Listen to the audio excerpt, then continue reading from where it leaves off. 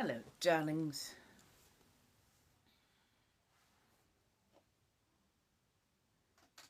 Wait, I could have sworn that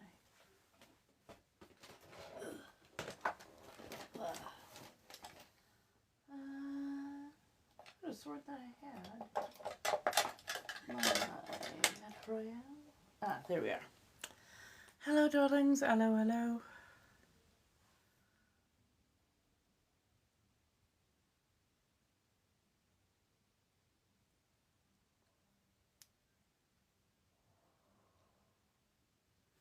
There we go. Now people who need to be able to read can. Hello. Recovering from last night. Last night / early this morning, I should say. Let me get you plugged in.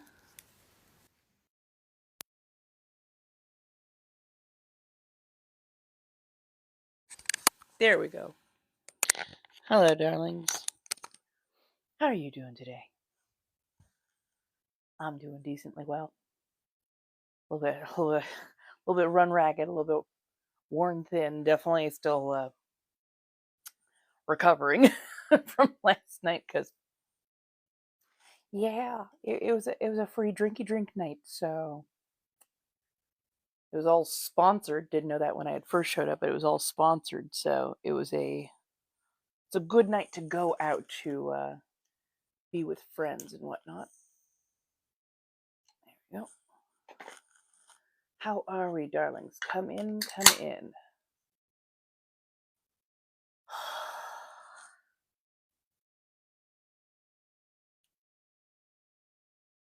I don't even know where to start. I'll wait for a few more to wander in. Oh yeah, that's right.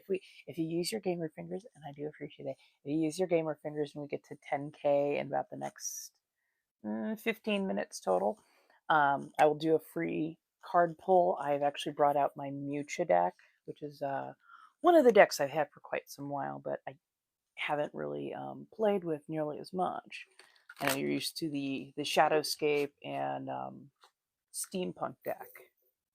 But yeah, my back is a little fragged, hence the reason I'm in a slightly different position. I've actually set up on the edge of my bed so that I have a little bit easier ability to get up and whatnot. But yeah, welcome on in. Anybody wants story time, especially once we get going, let me know, because yeah, last night I found, oh, thank you so much for the heart me. Last night I found out I still very much have that dog in that fight. Hey, Miss Wendy, how you doing? Hopefully everybody's doing well. Hello, Ariana and Crystal and Kelsey. Hello, everybody. Hello, hello, hello. Welcome, welcome, welcome. Come on in. My voice is a little ragged, so I'm not going to be doing in a battery today. I got to conserve and figure out. You can kind of hear it the more I talk. So, hey, la michoacana. Yeah, last night was fucking wild, but also it was a really good night. There was a lot of fun conversation, a lot of nerding and geeking out. One very, very, very triggered man who did not know how to act his grown ass age. But yeah, hello Ashley, how you doing? How you doing? Thank you, darlings. I am signed up for Friday night battle, so I will be doing my best to get something going, have a little fun with it, some jokey jokes. By all means, come and hang out and whatnot. Definitely love seeing you all there. We had so much fun, and I'll be doing rapid fire card draws for the battle round. So, hey, Demon, how you doing, darling? I hope you're doing well. So yeah, last night was me going out to a lovely little place to have fun at a munch. Oh, thank you, Miss Tyler. I appreciate that. Can you tell me what the next thing in my gallery is, and I'll get that posted up? Hey, how you doing, Meg? How you doing, Kimmy? Yeah, last night I went to a black munch. A munch is a kind of like a gathering, a little low pressure, no pressure meet and greet for people who are of a particular community. And you go, you hang out, you have a drink, you have something to eat, you just talk, get to know each other on a very basic human level. There is no expectation for play, there is no gear, there's nothing like that. But you can just show up as you are, sit, talk, get to know other people in the community. Hey. So yeah, oh, it is absolutely the nicest of times. It's usually held at like a bar or a restaurant. So you can get a little tipple, you can get a little something to eat. The place we went to has amazing soft pretzel bites. They are so good. Served with like a horseradish, what was it? Horseradish mustard and like a jalapeno cheese for dipping. It was fantastic. It really is tasty, tasty good. And I guess it was a sponsored drink night. So Remy was sponsoring. Ooh, I'd like one of those, please. Remy was sponsoring um, for the night. So there was things like French coffee, a champagne sidecar, a V refresher, so like a VSOP, VSOP, yeah, I think VSOP refresher. All this lovely, lovely, loveliness going on, and lots of people talking, and some decently loud music, hence my voice. Um, Went, hung out, had some really great fun. There was a lot of beautiful black femmes of every variety there, and a couple of very good looking black men. And then there was the jackass. Then there was that guy. That guy, deeply insecure, had to be right, had to force you to focus on him and pay attention, even if you clearly said you did not care about the subject he was talking about. If you know me, you know I'm a nerd. Giant, giant nerd. Well, my bed is directly behind, so I don't know, find a pillow to curl up on. Hi, kitten. Anyway, right, right. There's always, and I, like people, when I say this particular word, some people are going to know what I mean. This guy was unk. This guy was unk. Really, unk? Really? That kind. That kind. Hi, Noel. So we were talking, we were nerding out. He was trying to be the nerdiest nerd. And when I nerd out, I nerd out. I can jump from subject to subject. It doesn't, bother or mind that we're like jumping around constantly. But when I get on a subject, especially one that I know well about, I'm gonna info dump. I'm gonna info dump everything I got. I'm gonna pick from here, there, that, and the third. Like he, for whatever reason, didn't really want to talk about what Sinners was about. He had not yet seen it. We were trying. He's like, "Well, convince me to go see it," because I'm a very busy man. I'm very important. I've got to do things like Ren Fair, and then I got to be taking care of my friends, and I've got a 3 bedroom, 3 bath house, and jacuzzi out back, and I got all this important stuff to take care of. This, that, and the third. Okay, okay. Maybe if you'd stop talking for a little bit and listen to the very excited people around you who are trying to impart to you the knowledge of what Sinners is about and why it's exciting and why you should go see it. But no, no, no, no, no. Always had to kind of curve back around to him. It's like, okay, fuck it, whatever. And then he got in on one of his specialty subjects, apparently, which was like Star Wars. Which I mean, I know a decent amount about, but I was not about to sit there and fillet Star Wars for nothing for any grand amount of time. And there were several other people who were also bored, apparently, with the subject. So weren't weren't paying the fullest of attention when he was talking, which is fine. You know, not everybody's gonna love everything, and it's okay if like people are like, yeah, it's not really my subject. And like we had Star Trek people, we had, you know, Marvel, DC comic book nerd, and just yeah. But like all of it was done in good fun, or at least so we thought. And so, you know, we're there for a while, like hours. And, you know, we tend to like change up parties, positions, tables, and whatnot. That's how you keep the conversation circulating. Nobody has to like be stuck at one table. You can do what you want to do. So that's what we were doing. So at some point, he floats over to another table, and, you know, me and a few others are just kind of chatting, but I'm hearing stuff over here, and my brain goes, we should really pay attention to that. So I get up and hung over the backside of a booth, like poking my head over and whatnot. They were, you know, low. It wasn't a high booth or anything. Anyways. And the sentence that comes out of his mouth, well, if you wear his colors, you're his property.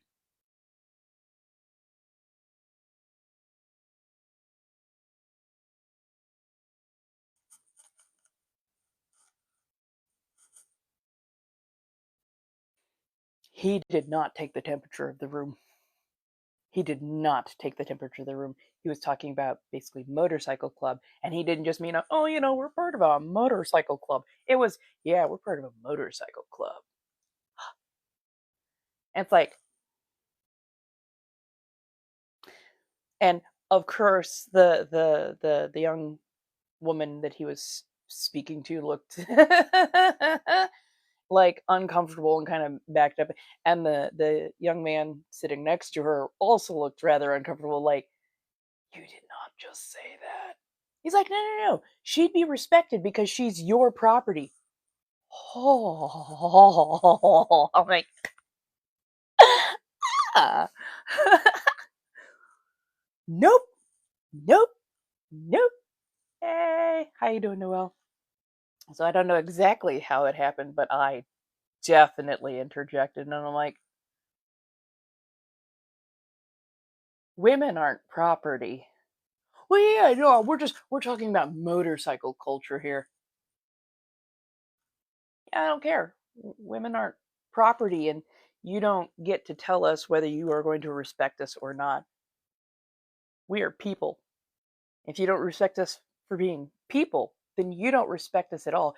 You only respect the man that they are assigned to. And that's a problem. Well, no, no, no, no, no. Let me explain. Let me explain. It's like, oh my god, dude, there is no way you can explain it. And he keeps like digging and digging. Oh, I'm so sorry you have to see that, Noel. That is some heinous shit right there. It's like, no, no, no, let me explain. And like he keeps digging for a while, and then if you don't know, I'm a dominant femme.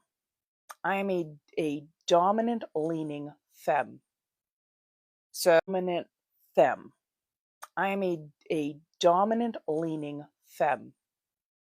So especially when I have gone into defensive mode, and I will always defend people who are like younger or less educated or initiated in scenes and whatnot. And these were some newer people to this particular lifestyle. So both of them just you could see on the face the panic and the I don't want to be here, where they're all trying to, I'm not gonna start shit, and I'm like, oh, I will. So I get all up in there from my position, like, yeah, go ahead, explain it, explain this. I can't wait to hear this. And like, if you know how to read black spaces, you would know that this is not an actual open invitation to explain your bad behavior. Yay! Thank you, darling. Mm-hmm. Mm-hmm. That part. That part. 1,000%. So he's like, okay, I'll use you as example, pointing towards me. She would be respected more because she's got his patch on. She's his property. This is like the 5th time he has called this young woman this guy's property. They are not in a motorcycle club. They don't want to join a motorcycle club. She actually has like a motorcycle and was asking about. He's like, well, no, you can't just come in. It's not just for women. You got to come in under a man. I'm like, oh God. And he's like, okay, I'll read. So she would be respected because she's his property. You, on the other hand, if you came in, from an all women's bike club, you wouldn't be respected because I walk in and you don't have on a man's patch. You.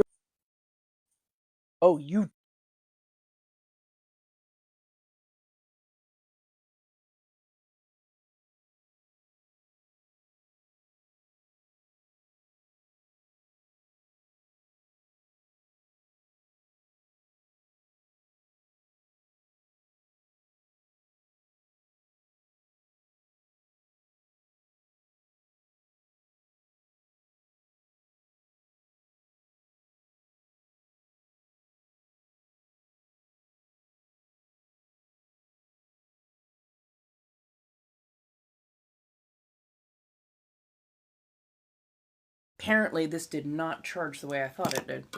Sorry about that. So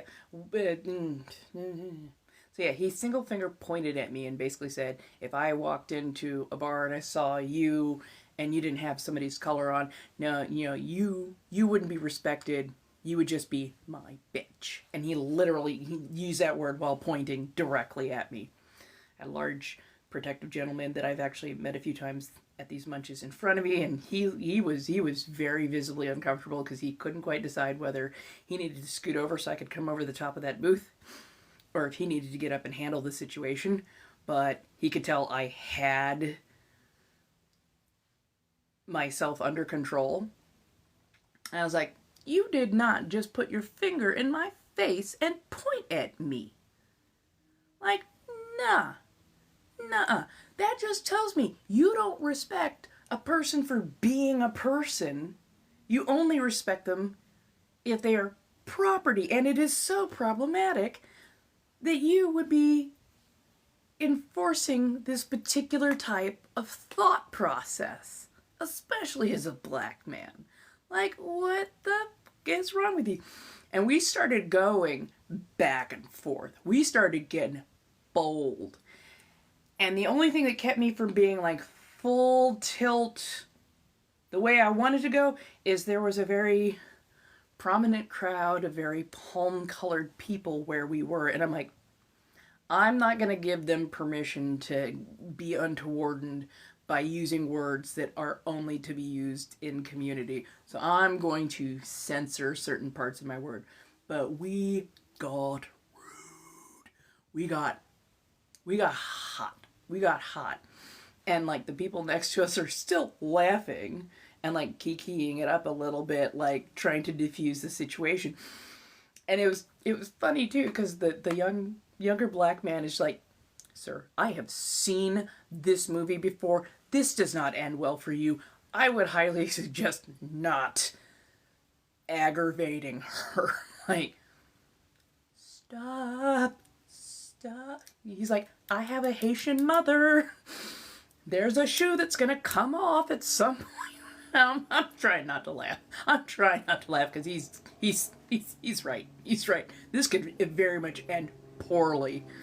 But I'm a big dog. I got a whole lot of bark, and I'm not gonna let him sit there and bully, younger community members, especially not young women within the community, because that is just a recipe for like bad abuse. And he was a dominant type man. He is the dominant type man that you often get warned about in community. And he had also been complaining about, I always seem to get stuck with brats. All I can think is, are you getting actually stuck with brats, or are you doing untoward things? And then these women that you mentor get tired of your bullshit and decide to not listen to you anymore because you are not a dom. You are not a dominant man. You are a threat. So we diffuse, or at least I think we diffuse. And he wanders off for a half second, and then he decides he's not getting enough attention because everybody's like, yeah, no. And he decides, well, I'm going to leave now. So he's like, he says goodbye to a few people without, without breaching their bubble. But he comes over to me, and I've got my hands kind of up, still on the backrest and whatnot. I'm just talking to somebody else. And he comes over, and he literally puts his hand over mine and laces fingers in on me.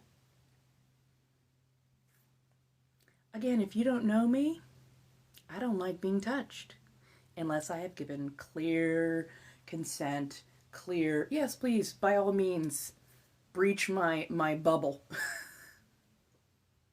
And he at no point in that entire evening had ever gotten my consent to touch me, let alone breach my space. And he had already just been incredibly untoward and degraded me, or at least tried to degrade me in front of others and put me in my womanly place.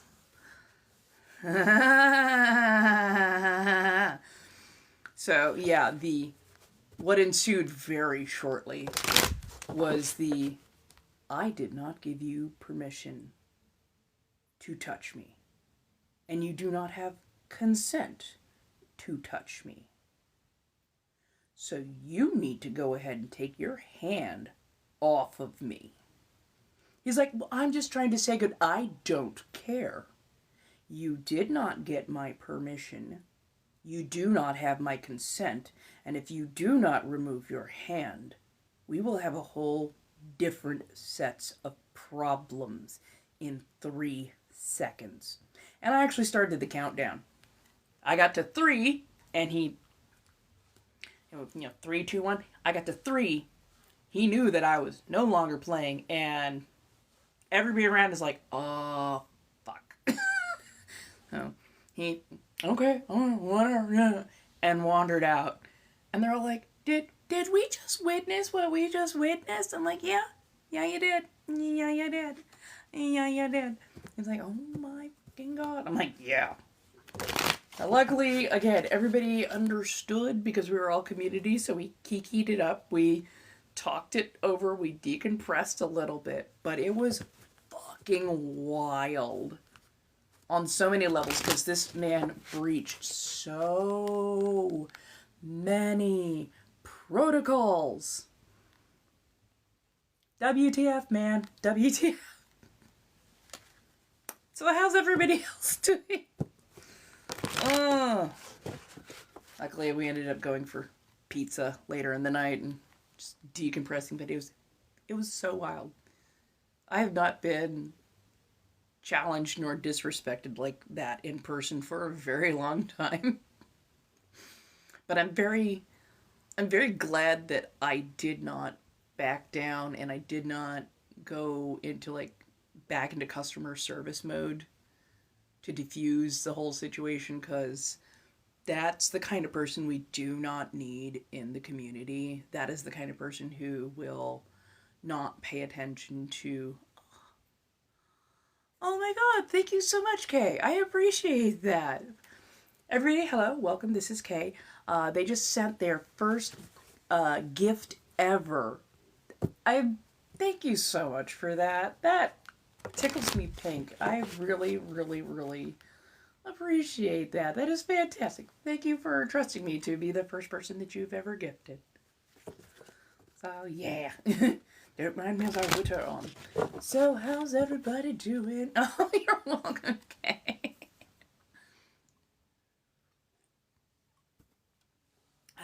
See, I think this Friday, I am signed up for... I'm signed up for battles, so... If you like doing battles, if you like watching battles, if you like cheering people on and whatnot, by all means, show up. I believe it's probably going to be about 6 o'clock. Should be when I'm... Oh. Really? Am I having that moment? I am. 6 o'clock is about when I'm supposed to be on, so yeah. Oop.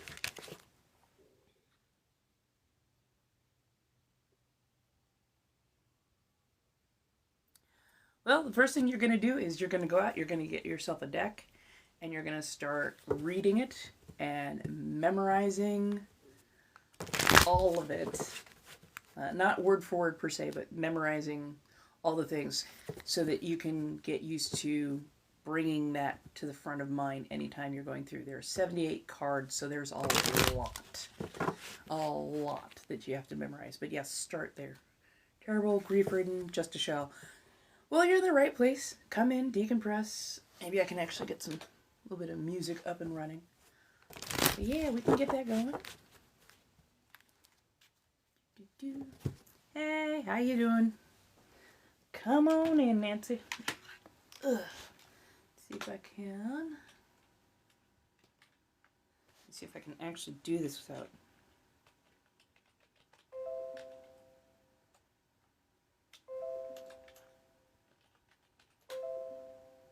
Oh, hush.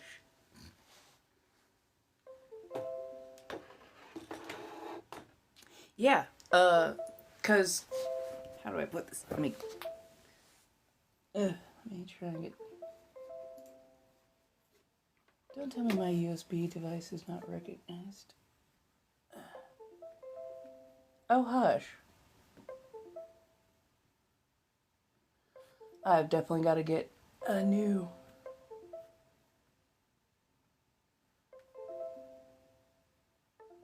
Oh, gosh, sir, I don't care. Leave it alone. Give it a second. This thing's going to be firing up. You're going to hear it in the background. So, yes, it is true that when you get yourself a deck, it is a very good idea to actually spend time with it and connect with it. You're going to piss me off at this point.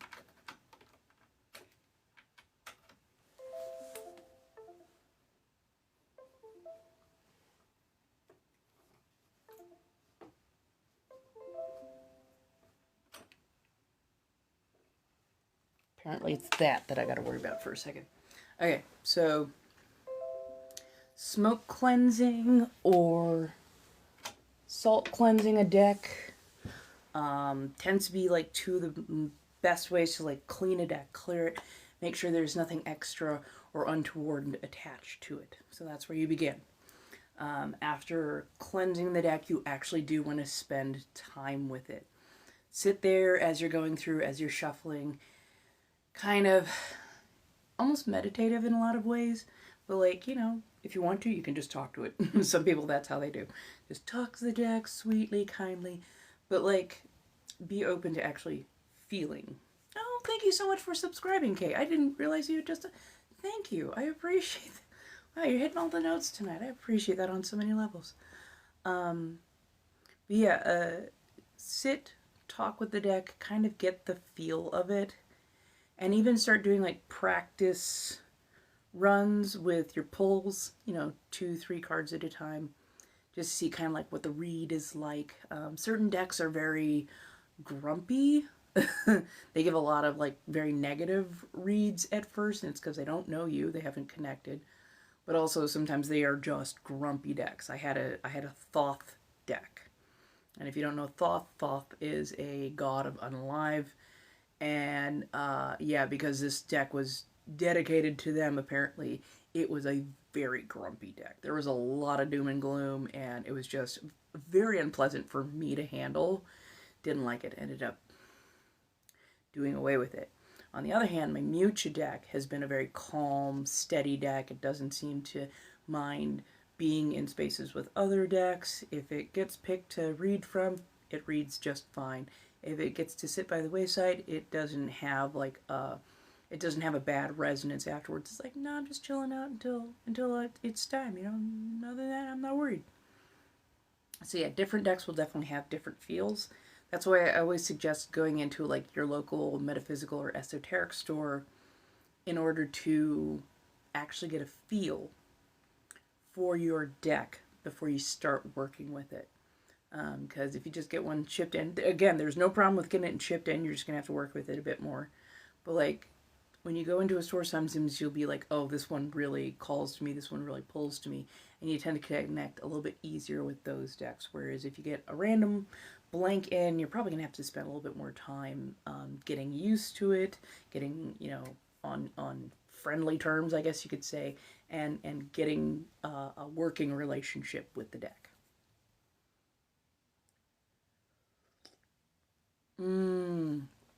Have you cleansed that deck?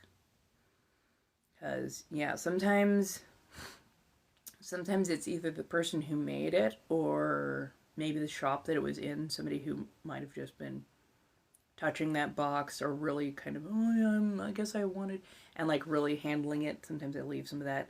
Yeah, that's one of the biggest reasons to cleanse, because sometimes you don't know the history of the deck per se, and you want to give it the freshest start you can possibly give it. Oh, apparently we've got a flash goal.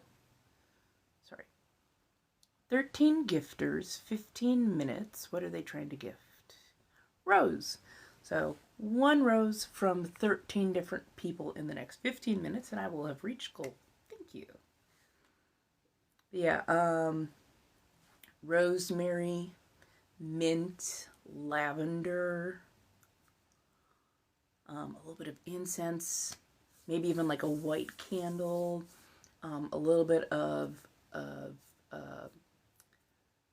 sun water or fresh, pure, clean water. Both of those can help with that. So yeah, it's a lot sometimes, but again, you start and you get into the habit of it. And once you get into the habit of it, it makes it a lot easier. Oh, no worries, no worries, no worries.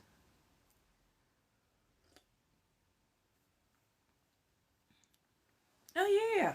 So first thing you're going to do after you cleanse, after you're spending some time with it, after you like really get to know the meaning so that you can call up those meanings almost, you know, on flash, on site, is start doing reads, but start doing reads is start doing reads, but start doing reads for fun. Gentle, gentle.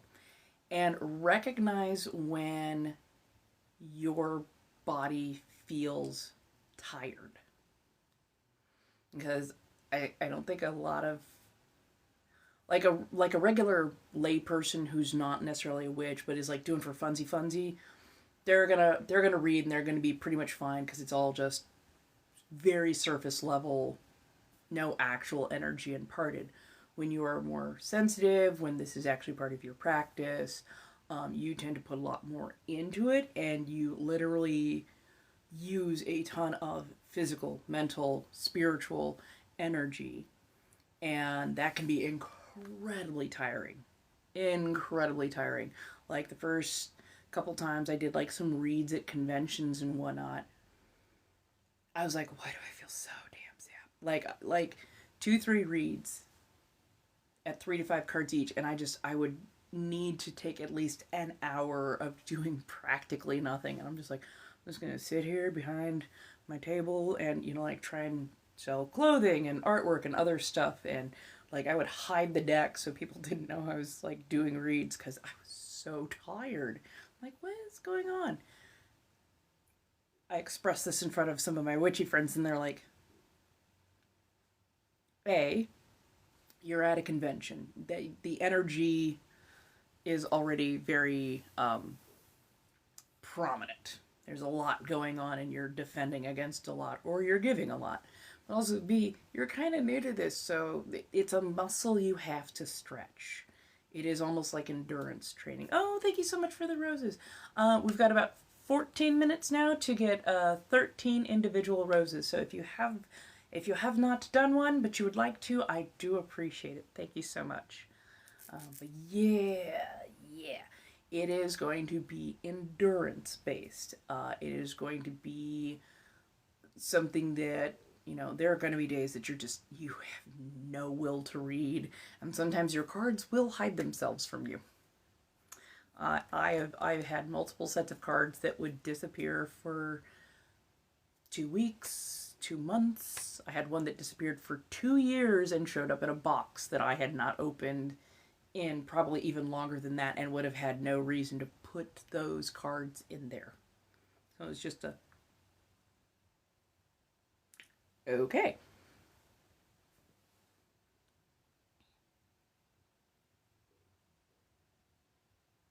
Yes. So yeah, you can do that. I found which one was my card because it literally kept coming up. I love that though. Because here's the funny part. Okay, so yes, we call that April Fool's Day, but that is a major misnomer. What that actually was, the 4th of April, that was actually the beginning or the start of the pagan New Year. Pagans didn't mark their New Year in the middle of frickin' winter. They marked it in spring when winter had passed, when we actually started seeing growth, when we actually started seeing, the blooms come up and the grass start to actually grow back. Like,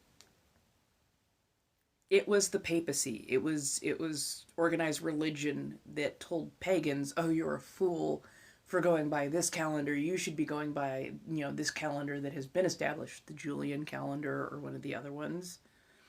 And that was basically a way to control and take power away from women,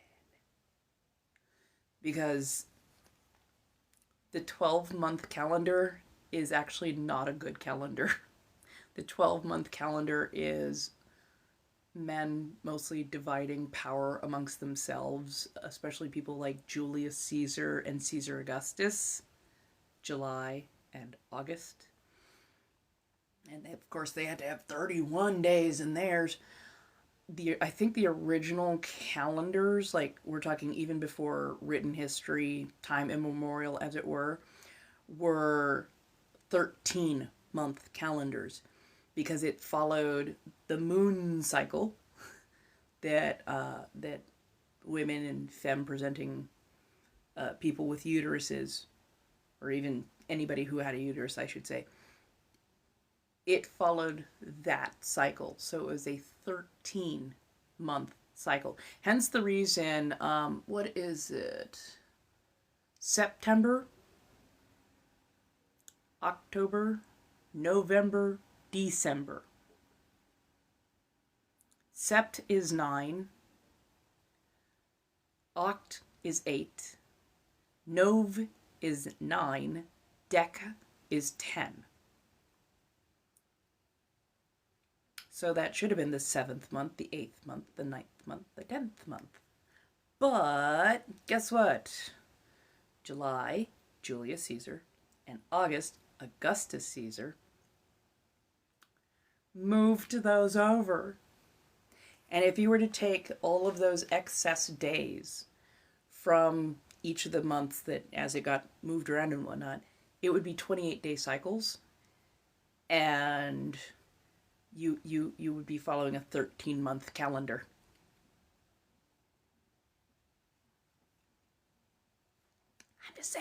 I'm just saying. So, yeah, the calendar's a little screwy. But also, like, don't have any shame for being born when you're born. Right? That part. But yeah, you can do a card pick in a couple of different ways to find out, like, kind of your signifier. You can either, mix it well about and pull a random one, and that tends to become your signifier. Or you can be read a couple of times and see if there is a card that repeatedly pops up in the read. Oh, good.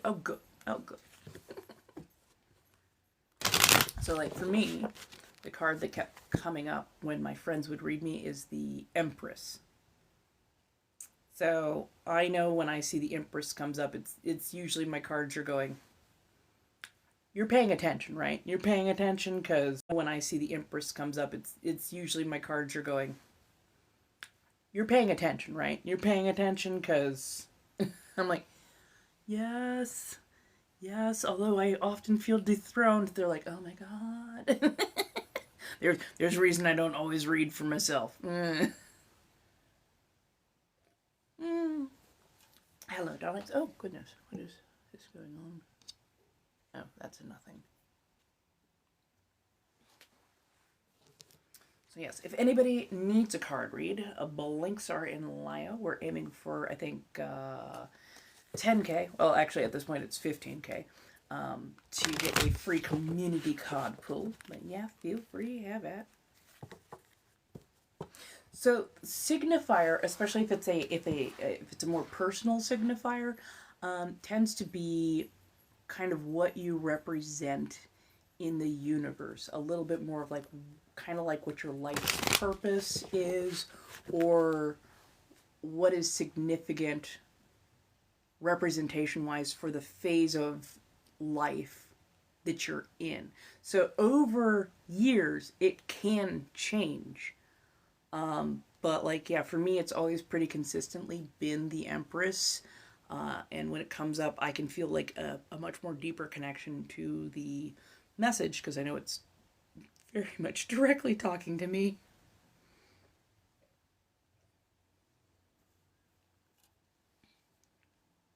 Mm-hmm.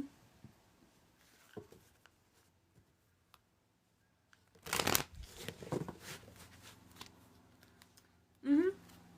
Mm-hmm. Also, different people are going to have different reading styles. So some people are going to connect very deeply, like with people on the other side.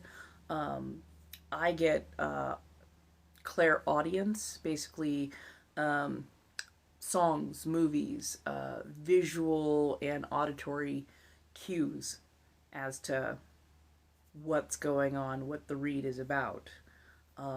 Some people, they have very clear spirit guides, family members, sometimes ancestry, that will pop in and go, hey, we're going to help, we're going to help, we're going to guide, we're going to lead, it's going to be fine. Other people are just very clairvoyant. So there are different types of sensitivities. So don't think that your read has to look like everybody else's style of reading. You can very much develop a style of your own. But I do suggest you learn how to read a Celtic Cross. And a Celtic Cross is a 10-card pull that has a lot of significance to it. It is a very, very in-depth read in so many ways. I'm trying to think if there's a good way for me to set up. Let me see if I can move a few things around. I'm going to try and do so without...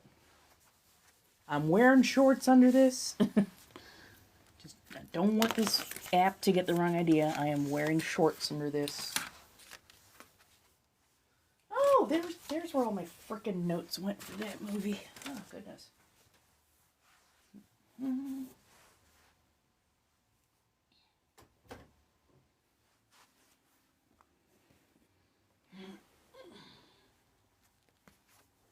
Okay. Let me see if I can bring in. There we go.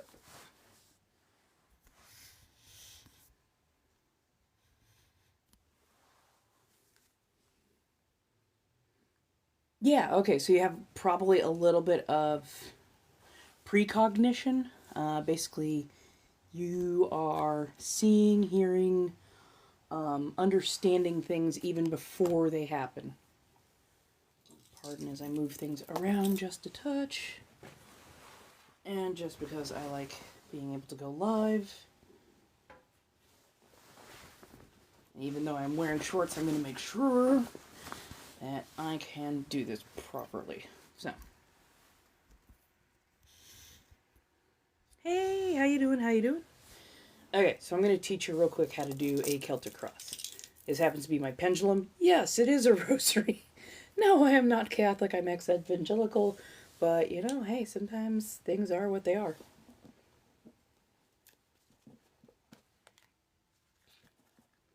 Hello, hello, hello.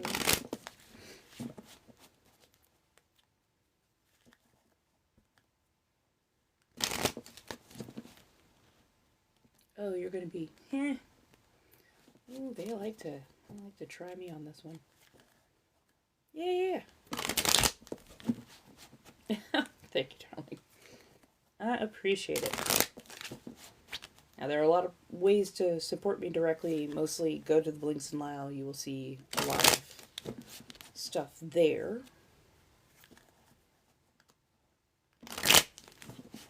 I am a practicing witch, and I've been practicing for about a little over 25 years now. And tarot reading for about the last 15 or so, with more focus really on it in the last 2 years.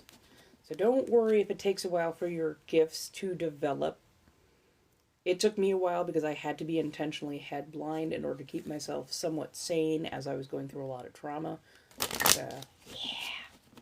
I'm just now getting way more in tune with the gifts. So, what we're going to do is we're going to set up a gentle Celtic cross read. And if my cards want to read me, if they want to give me some, hey, here's what's going on, that'd be great. That'll be wonderful. I'm going to try to be very open to that. I don't often read for myself because I know that I am biased. And sometimes I don't always want to listen. So, yeah, absolutely. Absolutely. This is definitely a monkey see, monkey do. So let me mix for about the next, we'll give it a couple more minutes. So if you've got a deck at home and you want to play out along, we can do as such, and this is going to hopefully help you understand how to set up at least a Celtic cross. Celtic cross is a very in-depth read. It is 10 cards. It's going to take a lot of your personal energy. So if you are tired and you do not feel like reading that many cards, then don't, because it'll take it out of you. It'll definitely take it out of you. And I know some people always want, oh, let me get that Celtic cross, and then it reads them for filth, and they're not happy about it. That ain't your fault. That is not your fault if the cards are telling them something and they don't want to listen. So do not feel bad if they're like, oh, I can't believe you would read me so terribly. I want my money back. Just because you didn't like the answer didn't mean I didn't provide that service. I provided the service, and the universe apparently is trying to tell you that shit's headed your way, so you can figure that out. But and the exchange of coin is basically, firstly, it's a little bit of on the consent level, but it is also like a tithing, a sacrifice. It's the exchange, willful exchange of energy in order to get answers. So it's kind of like the alchemy of it all. It's the balancing of it all. But yeah. Yeah, okay, so there's a couple different ways to shuffle. I just learned how to bridge shuffle because I did playing cards, solitaire, that kind of stuff a lot. You can also hold and just drop a few back and forth. I know other people who will have like a bag. Oh, seriously. A bag to mix in. Some will just put it in a big pile and kind of spread them around and mix them up that way. And there's no wrong way. Just find what is comfortable. Ooh. Excuse me, it looks like I may have a... Okay, looks like we got a... Oh, maybe that's why this dropped out. Is my one card pull here. I think the deck picked for me already knowing. That's... I love this deck. Gentle, calm, nice deck. Definitely is a... Oh, what's the... It's a tool that has even more adds to.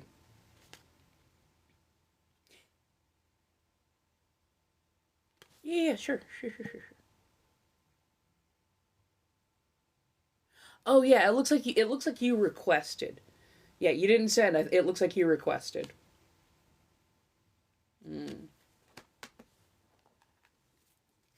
So if you wish to go back and amend, there's no problem with that. Hello, welcome on in. Hello, Rose Love, Gnarly Salmon. How's everybody doing? We are doing a little gentle practice. I'm going to be teaching how to, cool. I'm going to be teaching how to do a Celtic cross.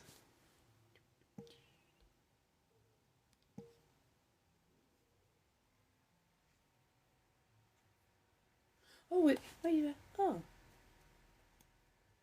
It's okay, it's okay. Apparently, this is what was needed. I know, I saw the note and everything, but apparently this is something that is needed.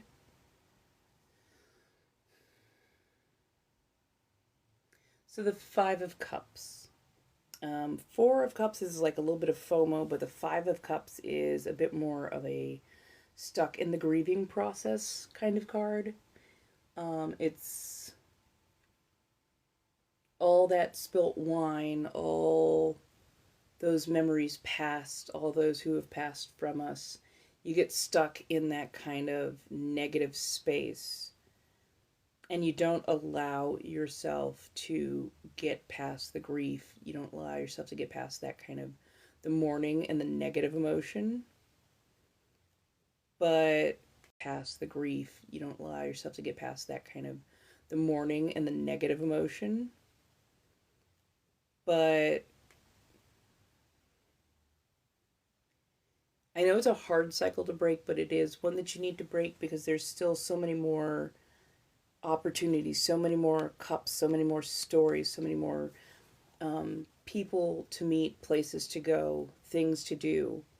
But if you get stuck crying literally over the spilled milk or spilled wine, whatever you want to call it, when you get stuck crying over the things that have already passed, you let life pass you by as well, and that's not what we are meant to do. So definitely, grieve more, and there's nothing wrong with that, but also make honest forays into progressing forward. You're not forgetting anybody. You're not leaving a memory behind. You are simply understanding its significance and then moving forward, carrying it with you. Not as a burden, but as a page in the book. Ah, Merry Meet, how are you? Merry Meet and well met. That's fair. Counseling, therapy, all of that is incredibly valid and very, very, very good for you. So don't worry, it's going to take time.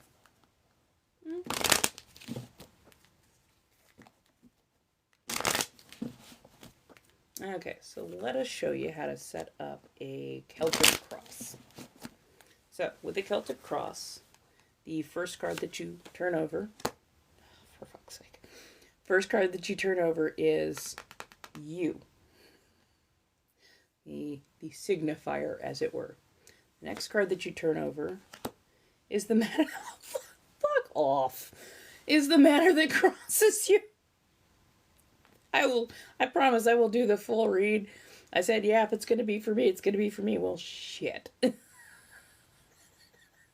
Okay, so the card that you put up above is the top of the matter. The thing that is at basically the top of the head, easy to speak on. You know that this is part of the big driving force.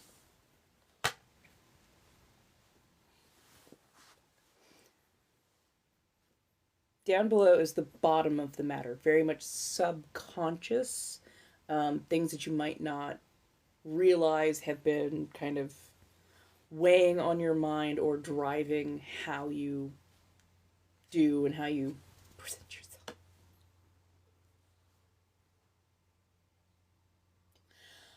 I thought you were going to be nice. I thought you were going to be nice. Oh, I will, yeah. This, I'll explain it later. Fuck me. So, here, on my left-hand side, that is the past. So the thing that is behind, that is the past. Okay, and then on the right, the in front, that is where you're headed, kind of the future. Thank you.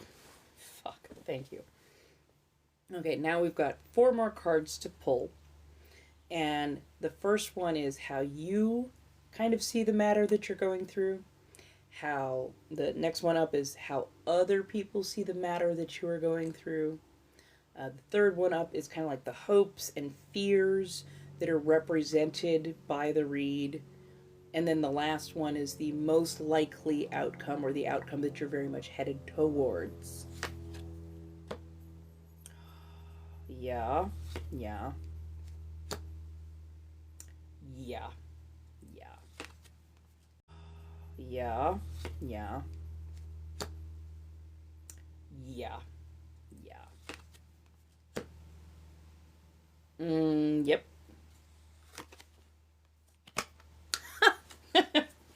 Okay. Okay. This is going to be fun. This is going to be fun. By the way, thank you so much for the heart puffs. I really do appreciate that. I'm going to let you see this from overhead. That'll make it a little bit easier, I hope. So, give me a second. I'm going to turn y'all around. Yay, my setup. Ta-da. Okay. Behind the scenes. Okay, so let's get you locked in. Okay.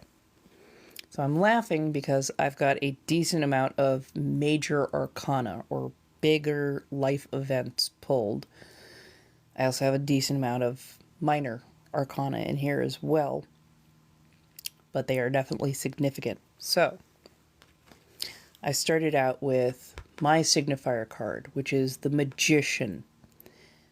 So fitting for a person who reads tarot cards and is, constantly producing beautiful, wonderful things and being told, oh my God, you're so talented, you're so gifted. The Magician is not somebody who just pulls it out of thin air, although it looks like it. It's a person who has put a lot of time, effort, work, skill into their craft. But that does not mean that the magic trick is always going to work. Okay. Now, what crosses me, what is kind of the crossing doesn't mean bad. Crossing just means what is like the major thing that is going on. And it is this card, number 13, which is the unalive card, as we can see with the Reaper, a person who has passed, all of the iconic imagery therein. And this card is not like a literal physical thing more often than not. Mostly it's a major transition that is going on, or a major transition that is about to happen. And it reminds you to let that which does not serve pass away. That sometimes, that which does not serve pass away. That sometimes, you have to make these big transitions, and they might even be painful because it feels like you're losing a part of yourself, maybe even, a part of your life. But it is a natural part of the cycle. Top of the matter. The Five of Pentacles. And the Five of Pentacles is feeling isolated, a little bit of desolation, a little bit of out in the cold, a little bit ostracized. But you have to remember that often the help that you need is, all you have to do is ask. You don't always have to sit and shiver out in the cold like a, I'm not going to self-deprecate. Sometimes you just need to ask for the help, and sometimes you just need to ask the universe, as it were. Because while those are stained glass, those are not those religious symbols. So now the bottom of the matter, the subconscious, for me, has been the moon. So a bit of illusion, a bit of disillusion as well. Kind of tilting at windmills, getting pulled off the path, or not having a clear path to follow. And I will absolutely admit that it has been hard to find a clear path to follow for what I've been trying to do, and I kind of feel adrift, to say the least. Now, this has been the recent past, so the Seven of Coins. How do I put it? You're building, you are trying to pick when is best to harvest. Oh yeah, absolutely. Yeah, when is best to harvest? Do you let it sit on the tree or on the vine and let your plans come a little bit more to fruition? Do you pick the fruit now, which, could mean that it's not quite ripe, it's not fully done, but you're trying to plan, you're trying to make sure everything is, coming together. But sometimes it doesn't always go the way you want. Sometimes you get hit by a blight. Sometimes you get hit by, unexpected bad weather, or, you know, things just don't quite turn out the way you were hoping they were. But moving towards the future, looks like I'm going to be opening up a new foundation. Ace of Wands or Ace of Staves. Setting new foundation, becoming firm in what you're building for yourself, setting up a new foundation that will become a place of stability later on. But yeah, the aces tend to be brand new starts to stuff. So new beginning, new start, or the start of something, not building off of something else, but like actually being new in a lot of ways. And the staves are actually a card that tends to speak to home, and places of stability, or places that you're going to frequent and turn into kind of like a third space or a home spot for yourself. Okay, so how I see the matter. I see the matter as the Chariot in reverse. And when the Chariot is upright, at the best of times, you are the chariot driver. You are making things happen. You've traveled the road many a time. You're the master of it. But still, you understand the potential for at least a little bit of disaster, losing a wheel, tripping, falling in a ditch. And right now, I feel like I have fallen in a ditch, to say the least. I'm struggling. I'm definitely struggling. So, yeah, fun that comes up. How other people see it is the King of Coin reversed. They are seeing that I am having financial troubles, financial struggles, that I don't seem to be able to find the right audience. And audience doesn't mean like specifically y'all, it means audience to the universe, or audience with the right people who could rectify my situation. I don't think it's because the king necessarily has a hard heart. I just haven't found the king yet. He's kind of playing dodge with me, which sucks, because it feels like he doesn't want to pay what's due. Because at this point, I am very much due, and I am not receiving what is owed karmically. So, hopes and fears is the page. Yeah, I think that is the Page of Swords. The Page of Swords in reverse. Pages are like door openers, personal assistants. They help get you into the right rooms, keep you on time, motivate you to stand for yourself, kind of champion for yourself. But they always bring up the backup and the gear and the whatnot. Swords is an air suit. Funny enough, I'm an air sign myself. And in the reverse, it's a trouble communicating. Trouble communicating the right place, the right time, the right... how do I put it, the right way in order to get my point across for what I need and what I want.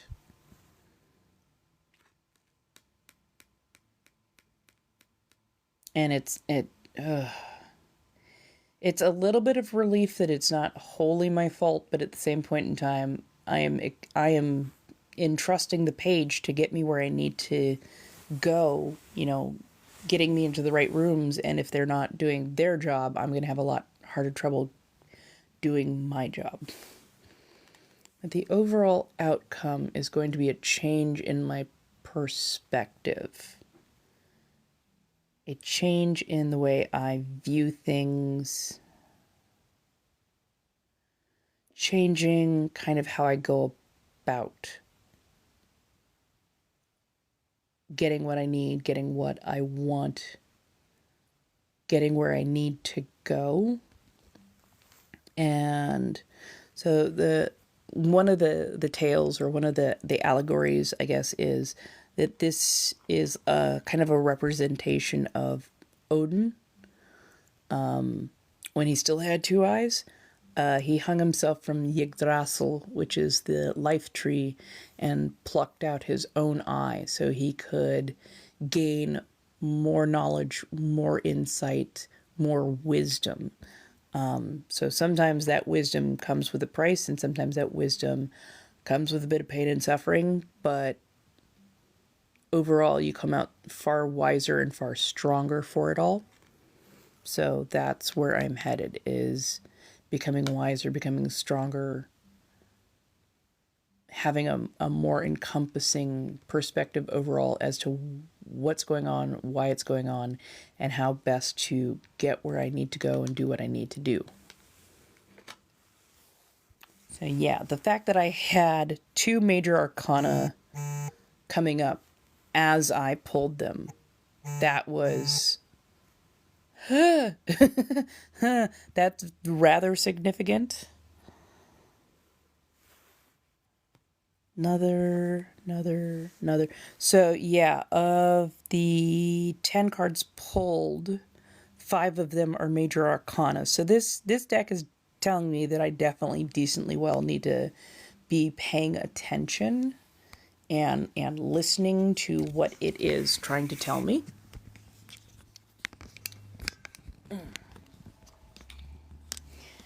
And I mean, this definitely read me pretty damn well with everything that has been going on in my life. I just didn't expect it to read me quite for filth. But it at least it gave me a very balanced perspective. It didn't go all in on the doom and gloom, because that's where I tend to unfortunately gravitate towards when I'm stressed out. But thank you, darling. I appreciate that. But yeah, no, it gave me the read that I needed. I'm actually kind of happy that it didn't try and give me a cheerier read, because if it had given me a cheerier read, I probably would have been like, oh, you're just buttering me up. You don't actually mean that for me. I'm like, no, this is actually pretty balanced. Pretty freaking balanced. Pretty even. So, yeah. Yeah. And for once, I actually didn't resist nearly as hard when it came to interpreting what was being given to me. I think a lot of times I fight the universe when I'm drawing for myself, because again, I know that I'm biased. I'm reading for myself. I know that I'm biased. I know that I already know all these things. Sometimes putting down the hubris, or at least putting down the ego, is helpful in getting you a better read, especially for yourself. And that's always the most difficult part, though, is not hanging on to the bias, not hanging on to what you already know as a reader or as a person who, knows yourself quite well. Part as I put my legs up. But yeah. So yeah. And again, be careful when you start doing thank you so much. I appreciate that. Two of them. Would you like a card read, my dear? Two panther paws. Heck yeah. We can do at least a card pull for you. I don't mind that at all. Okay, we can do that. I appreciate that, by the way. Pardon the voice is a little jacked up. Thank you. Let's make that a 2-card pull. I really appreciate that.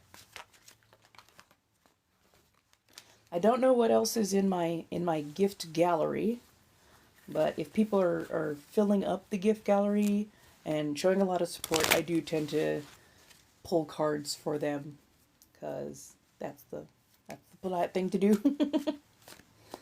Is the balancing of the scale, as it were. But yeah, no, I'm sorry. I was at an event last night, and the music was definitely loud, and there was a lot of talking. So my voice is a little scratchy today. But thank you so much. Let me at least pronounce your name correctly. Thank you, PYT. Pite? Or Pit? Depending on. Let me know which one is better. Sorry, as my fingernail is long enough to always be seen. Oh, pitied! At least that's how my brain suddenly read that. So sorry if that is absolutely the wrong pronunciation, but that's where my brain went. Oh, thank you very much, darling.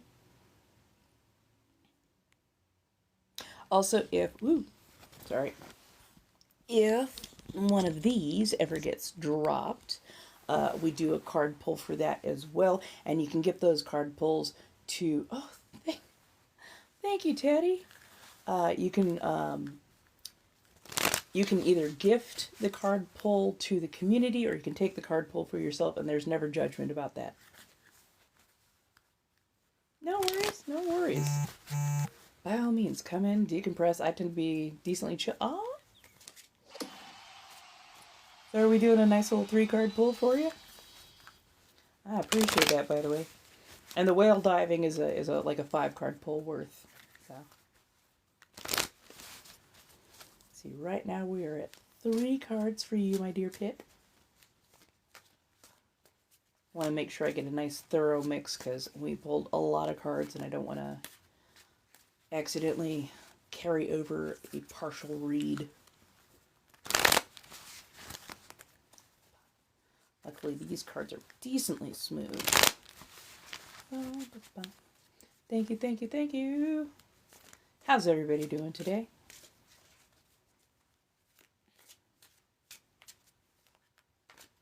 Actually, could somebody look at the gift gallery and just tell me what is unlit in that gallery so I can put those up? The more things that I can get filled in a gallery, apparently, the better it is, and the more they trust to put me out there to the world, as it were.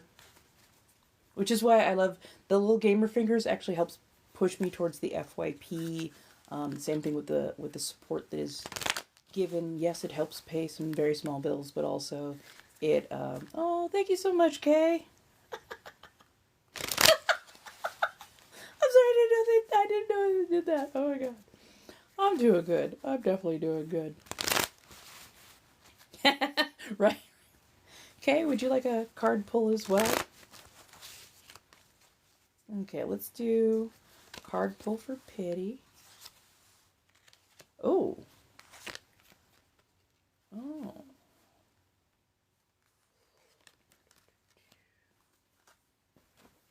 Okay. Number 20. I believe that is the Judgment card.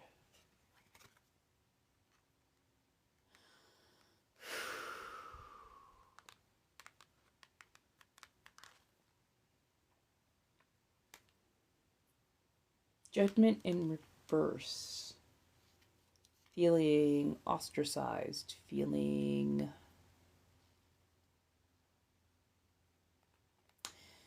kind of out of sorts. Too many eyes on you. and not for the right reasons.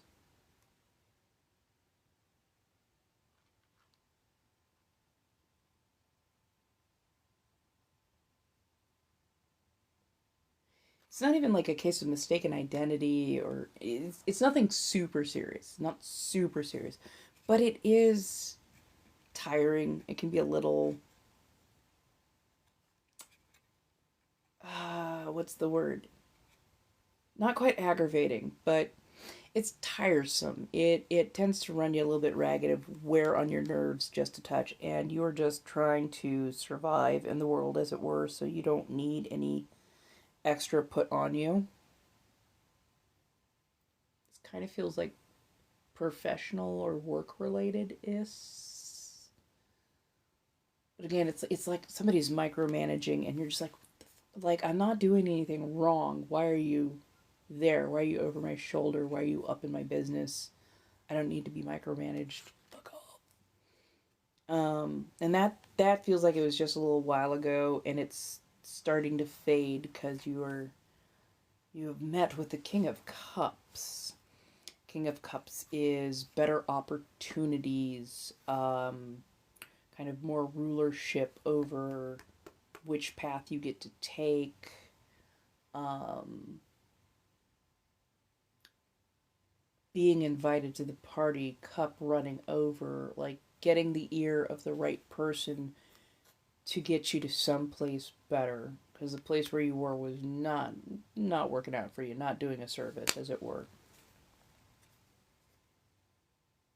Just watch out for the Ace of Swords.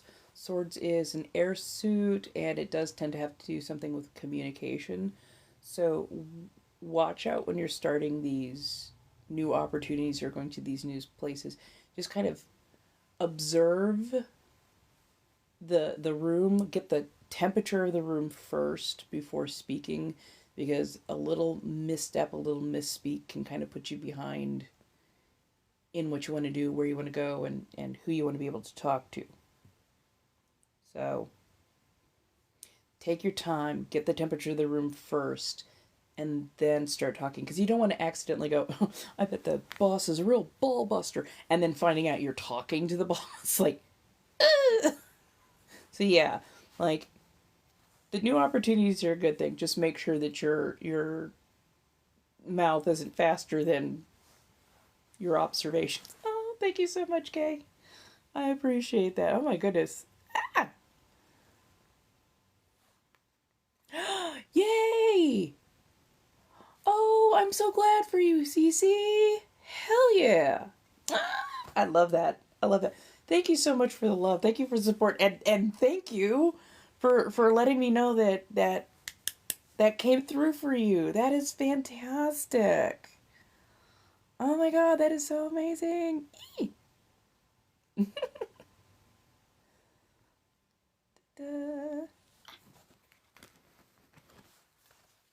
You're welcome. You're welcome. I am so glad that that worked out as cleanly as it did. I am so happy for you. You're welcome. You're welcome. I am so glad that that worked out as cleanly as it did. I am so happy for you. Hey, Faye. I'm sorry, Fee. Fee. I'm learning. Hey, Fee. Hey, Playful. How you doing, darling? Okay, let's do a little... Let's do a little card pull for our lovely dragon crown as well. Hey, how you doing, Amanda? Hi, Ariana. Or, I'm sorry, Arena. Why can I never read your name correctly the first time around? That is so... Hey. Oh, nice. I love that I'm popping up on your For You page. How you doing, Mary? Hello, hello. Welcome, welcome. Yes, I am going to be pretty steady and stable on doing 6 p.m. to 9 p.m. Pacific Standard Time. I know it was 4 to 7 for a little while. I just was not feeling it. I really wasn't feeling it. So now we're back to the 6 to 9, and I'm definitely feeling it a heck of a lot more. So yeah. Right, right. Oh, Two for Teddy. Can do, can do. Yeah, I mean, going well enough, but I just did a Celtic Cross read for myself, so I've got a lot to think about. Because I know that I need to ask for help, but it's not like, oh my god, help, help, help, help, help. It's more the, hey, there are some things I want to do. There are some services I want to be able to provide. And then, thank you so much for asking. Uh, Honestly, even with the voice and everything, very she her. I'm feeling very she her. The they them is also okay, but I'm like 20% they them, like 80% she her. Especially after last night where I got to assert myself. Yeah. But let's do a quick read. A 1 card pull for Kay. And then we're going to do a 2 card pull for Teddy.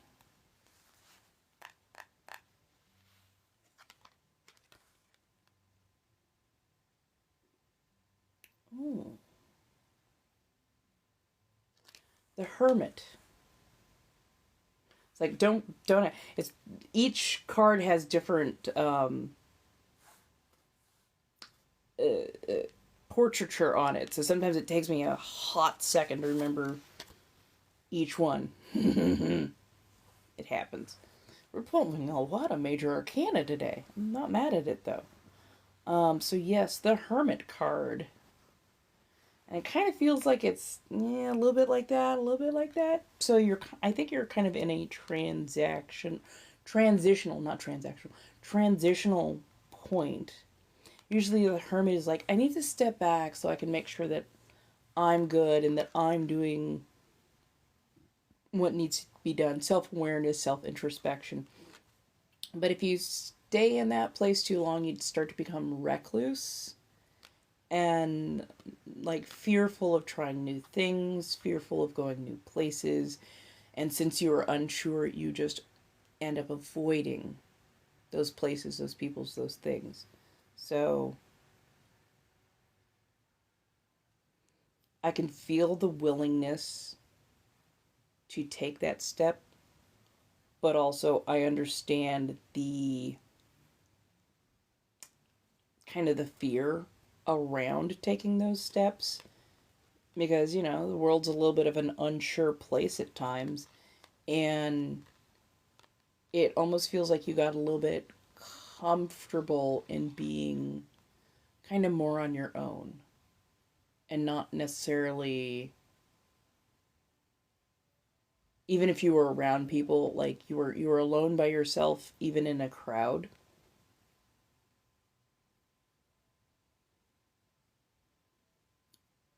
And you kept so much of yourself kind of just hidden behind that mask, hidden behind that veil. And you're just starting to think about like maybe a little bit more, maybe a little bit less mask, maybe a little bit more myself. And yeah, keep pushing towards that. Keep pushing towards that because I will tell you right now, there are so many people in that same boat feeling that same way, and I can understand why. There's a lot going on that can definitely cause that kind of feeling. But yeah, like keep going, keep pushing, keep pressing. It is absolutely worth it, even though it is a scary part of the journey.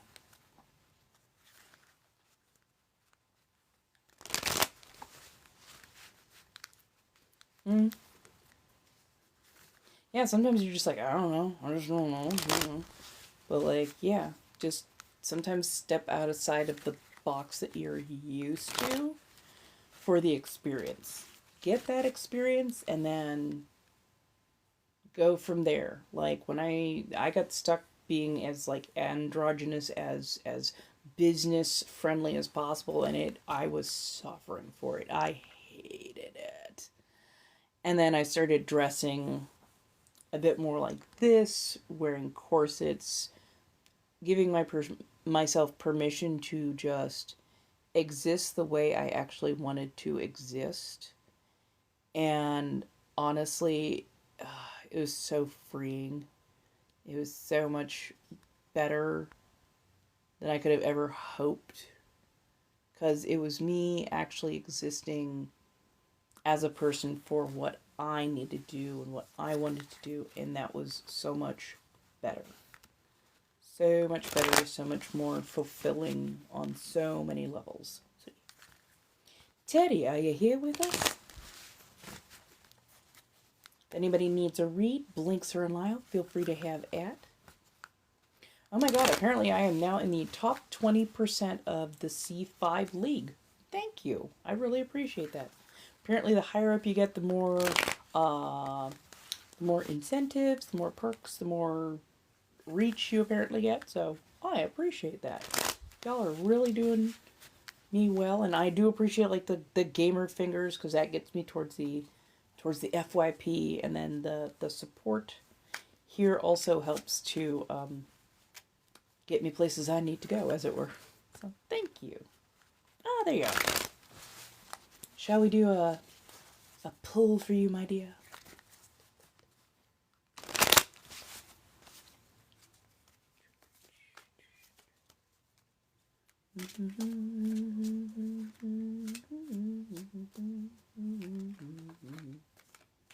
Don't know why that one's stuck in my head.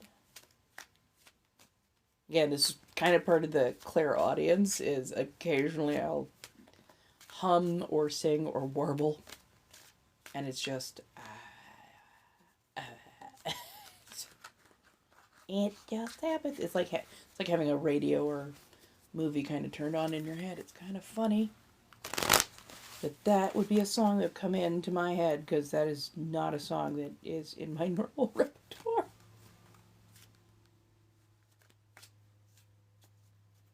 Hello, hello. No worries, you're good. They make it too easy to scroll out sometimes, though.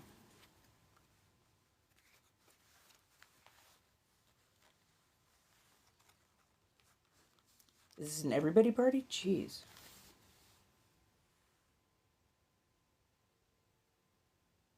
Okay.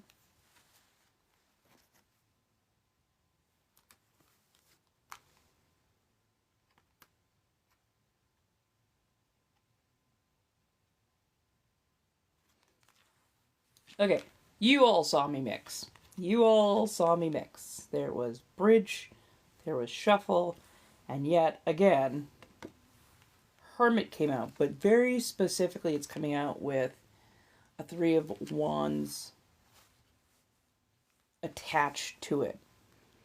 So, while the previous reading was Hermit trying not to be recluse, trying to, get out of your shell and whatnot, this one feels much more like a measured introspection, and you were gathering knowledge and information,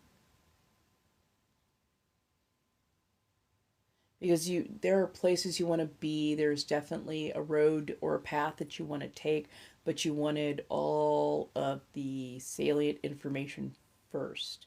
You don't tend to head off on impulse. You tend to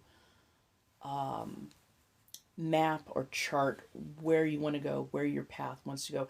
And you like to put in the details of like all the stops along the way that you might need to take. It's very planned out, but not in a like a micromanaged or over the top kind of way. You just plan things and put a lot of very clear intention. And that's how you get places when you need to go, where you need to go, how you need to go. You're very, I almost want to say methodical, but I mean that like in the best of ways. You don't do anything halfway or half cocked. You don't just run off on impulse. You are like, okay, now we're going to need to take this. Oh, it looks like they might have a road blockage that day. Might have to take the detour here. I probably want to stop off at this souvenir shop, at this roadside, all this. You've got everything so well planned out, confidently so.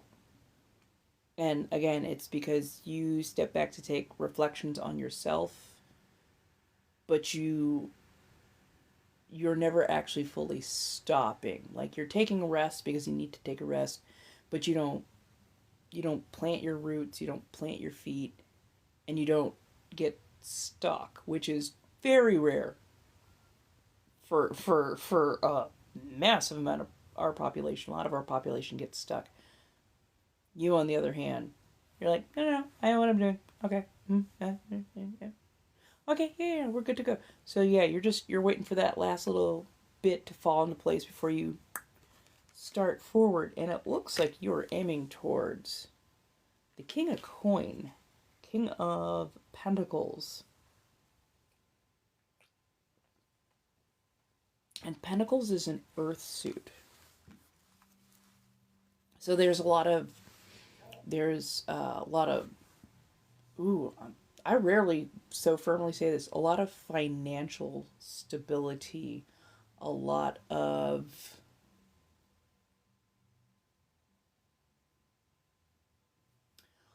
income, a lot of coin. I'm trying to quantify this so badly. Um, it's not even about stability. It's the coming into coin. It's the coming into finances. I'm like finances.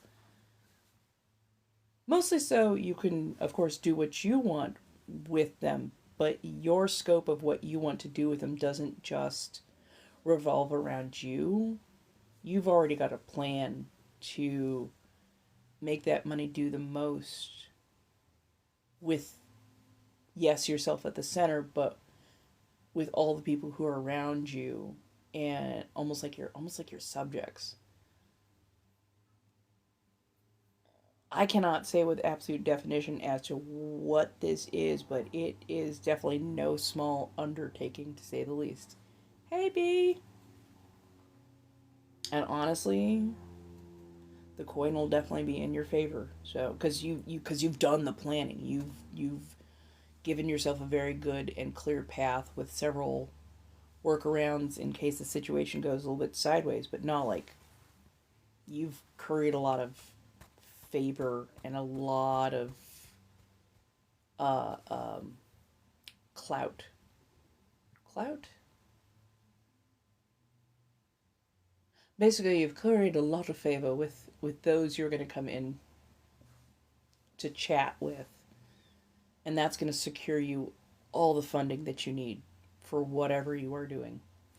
Hey, how you doing, Dust Hollow? Welcome on in. Welcome on in. Yeah. Hey, how's everybody doing? Welcome, welcome. Come on by. Yay! Honestly, that's all we can ask sometimes. And at times, that's even a bit much. And I promise I haven't been stalking you. There's been so much, gingers or redheads are black discussion. That has been just choking my feed lately. And I'm like, yeah! I swear this is gonna look wrong at some point in time, because I'm liking comments usually before I'm even reading the names. I'm just like, yeah, I like this comic. Fuck. So I promise it's just everybody's making good commentary, and for once we're all kind of kikiing and enjoying the vibe between black and ginger people. So yeah. Thank you, darling. I'm definitely enjoying the purple. Like, purple really felt like a good color today. So yeah.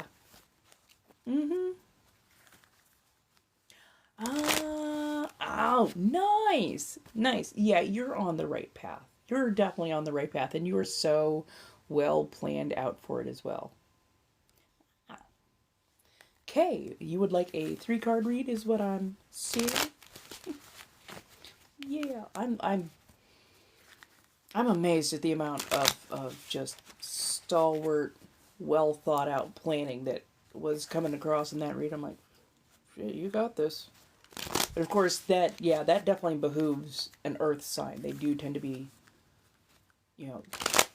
slow and steady. Oh yeah. Oh yeah. Yeah, people are definitely talking. Like, I'll even admit I am decently well educated in the world, as it were. I know a lot about a lot of different stuff. Oh, you're a Capricorn, really? Nice. Don't usually get along with him. You've been absolutely fantastic. Yeah, no. I don't think a lot of us quite understood. Like I think most of us have heard some of the jokes and whatnot, but we black community, I don't think we necessarily understood how vicious the things y'all were going through were. And I was raised by a very palm colored community. So I saw a little bit of it here and there, but it never felt as apparently vicious as it actually was. Because I'm like, you cannot deny this many people coming out en masse and like being able to like, yeah, this was my experience. Oh yeah, this went on in school. This went on, in like grade school, middle school, high school. This was my college experience. This is what I've gone through in my daily life. I'm like, what the hell? Like, nah, baby, we got you, we got you, we got you. And yes, I know there's been a few gingers out there who have been untoward, but trust me, that does not reflect poorly on the whole. And honestly, I appreciate seeing how many redheaded people are like stepping up to come get their cousins when they see them at, like, dude, no, we are not messing this up.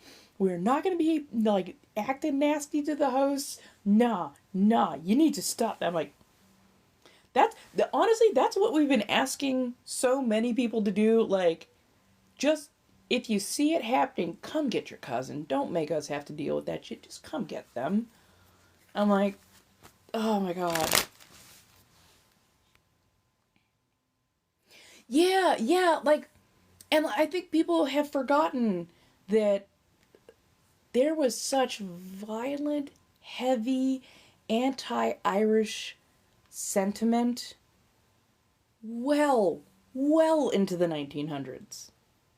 And I mean, like, I never understood this the soulless joke. I'm like, what is your problem? Like, why are you calling them soulless? That's just mean. That's just rude. Like, what is?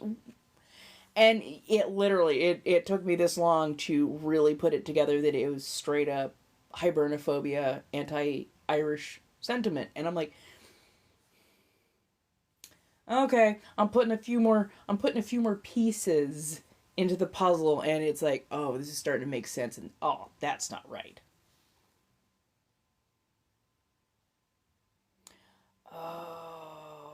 Oh, I am so sorry that NEL had to go through that. That is fucked up. I'm still working on the whole rent thing. So if you would like to give towards mutual aid in that particular regard, by all means, feel free. I'm still just working on finding my stable point, as it were. Yeah, at least Rome. At least Rome. If maybe even slightly before, but yeah, like after Rome, so much worse.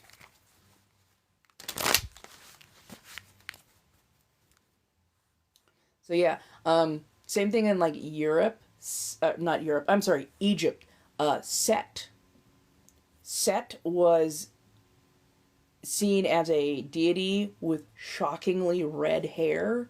So I think it's not just an Irish thing, but like it goes like deeper and further back. So either it is a deeply anti-Celtic sentiment, or possibly it's very much an othering thing where that shockingly red hair was like the first. Oh my god, we haven't seen this kind of deviation from what we got going on. Which does not make it right by any point. That part. Ooh. I It finally dawned on me why redheads might actually, like, okay, so I swear to God we are going to read these. So, if you're a redhead, apparently you have a much higher need for anesthesia. And it finally clicked in my brain that that need for higher amounts of anesthesia, coupled with also tending to have a higher resistance to drinking heavy spirits, might be something that coincides. Oh, thank you so much for joining. To drinking heavy spirits might be something that coincides. Oh, thank you so much for joining the team. Um, Hard spirits can very much anesthetize the body, make you feel numb. But if you already have a body that can counteract the effects of heavy spirits better, it probably also more quickly processes things like anesthesia, which is awful because if you've ever had to go through anything without anesthesia, especially major surgeries, yeah, no. Fuck. Yeah, it's so weird. It is so weird. Yeah, the galls. Thank you. I love that you know these. I love that you know these things. Yeah, jeez. Ooh, 1,000% correct. 1,000% correct. Yeah.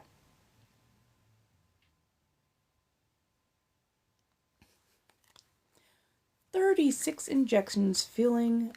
Oh. Hello, Sudsy. Yes. Yes. Celts are the gulls.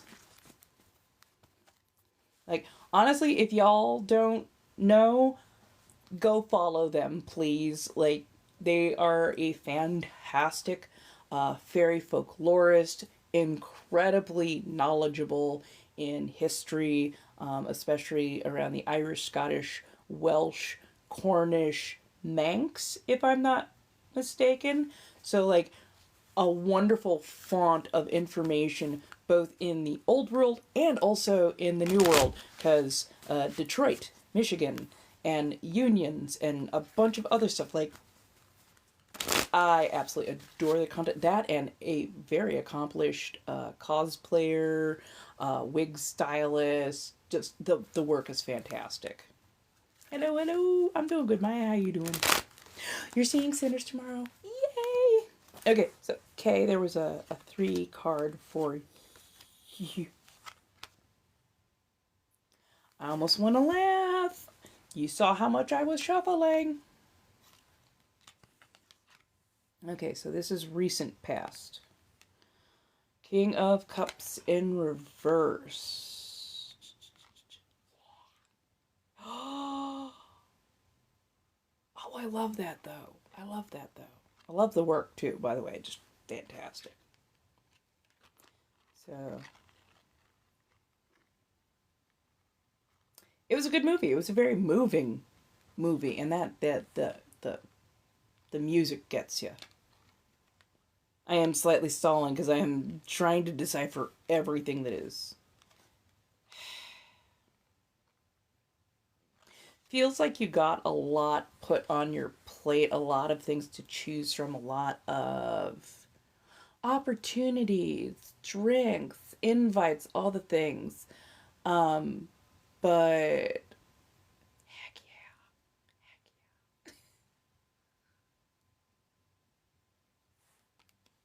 The invites either didn't get out or they got soured. The drinks got spilled. The parties were not it. A lot of the opportunities that you were getting presented to you were either not good for you or just not good, period. Just the taste of rot instead of fermentation. I don't know why that particular phrasing is being used, but the taste of rot instead of fermentation.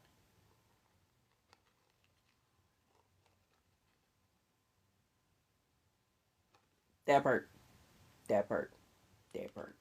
Never just give your name away. They'll take it. You won't like it.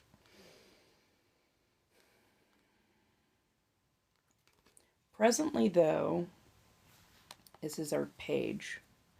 Presently, though, the Page of Swords, which is a communication card. Very, very much, very much. So, like, fermentation is what you do to get, like, wines, meads, spirits. It's a controlled type of rot that brings about good things, an aging that brings about good things. Rot, like necrosis, that, on the other hand, contains a lot of nasty, a lot of things that are not good for you, that can cause harm to the body and sometimes the soul. And yeah, that is the prominent thing that was screaming about that. But it feels like you did a lot to kind of cut off. Thank goodness for the sword. You did a lot to kind of cut off a lot of that stuff that was just untoward and that was kind of festering and bringing you down, tainting the soul, as it were. I don't know why this is hand to forehead. Get me a chaise lounge to faint on. But our Page of Swords is not only helping you like cut through the red tape and that which should not be. He's also trying to barter or bargain for a better deal, talking to some of those who are behind the scenes and seeing if the path can be cleared a little bit, if new rooms and new people can be secured that would be much more beneficial for you because you've actually done the work and you didn't fall for a lot of the bad stuff that was being presented to you. So right now they're still talking. They're still getting that figured out, and when they're ready for you, they will definitely come. They'll definitely like, "Hey, come over this way. We got it. We got it." Cuz yeah, right now I think he's actually trying to get an audience. I say he. But trying to get you an audience in front of the King of Swords, King of Communication, somebody who is very resolute in getting you heard and having those words have impact and matter. I love that the two sword cards are very much working for you in your favor. Some people think, oh, swords, ooh, ooh. You don't always have to draw a sword in order to make it effective. A lot of times, just having it with you can get the point across without it ever having to be unsheathed. So it's still going to take a little bit more finesse, a little bit more work, get yourself cleaned up, as it were. But when you are presented with a King of Communication, definitely take heed, but also let him know where you're going, where you want your journey, what kind of path you want to follow. Let him know your plight, because he's very open to giving you some help, giving you some assistance. If nothing else, using his own words to help get you where you need to go and kind of get that path cleared and open for you. Get some of the red tape. Yeah, get some of the red tape, the bureaucracy cut out and moved aside because there's just too much of that and it's just not needed. So, right, sometimes the sword is a pen or just your tongue. Sometimes it only takes one or two sharp words to very much get your point across. But it doesn't feel like you're going to have to do the major heavy lifting or the major talking. It feels like somebody else is actually going to step in for you and use their weight instead of having to make you do all the heavy work, as it were. But yeah. Hey, Kat. Oh, thank you very much. How you doing? Pardon the voice is a little roughshod. I was out at a very loud but lovely gathering last night. Even with old dude who just did not seem to understand how to keep his hands to his damn self.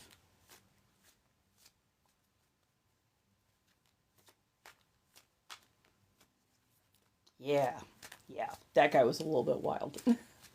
If anybody needs cards read, there is Blinks and Lio. I do appreciate the gamer fingers. The those actually help get me out towards the FYP and hopefully in front of people who are actually needing me or who like having a good banter, because we love good banter around here. We talk about everything and nothing, and I'm very okay with that. Banter. Actually, my dear Dust Hollow, I would love to entreat you at some point in time. Maybe we can do a barter of sorts. I am a little bit in need of somebody who has better sight and clarity than myself. I know that I hold a lot of biases and thoughts about myself that sometimes make my journey a little unclear, and I'm hoping possibly we can talk a little bit, and maybe I can ask you to ask for clarity, because we are far enough apart, uh, you know, similar in thinking at times, but far enough physically and socially apart that you would not be nearly as biased. And I very much trust whatever you would say, because I've been following you for a while, and you've always been very lovingly blunt and forward. So yeah. Yes, it is. I'm enjoying the living daylights out of it. Yeah, yeah.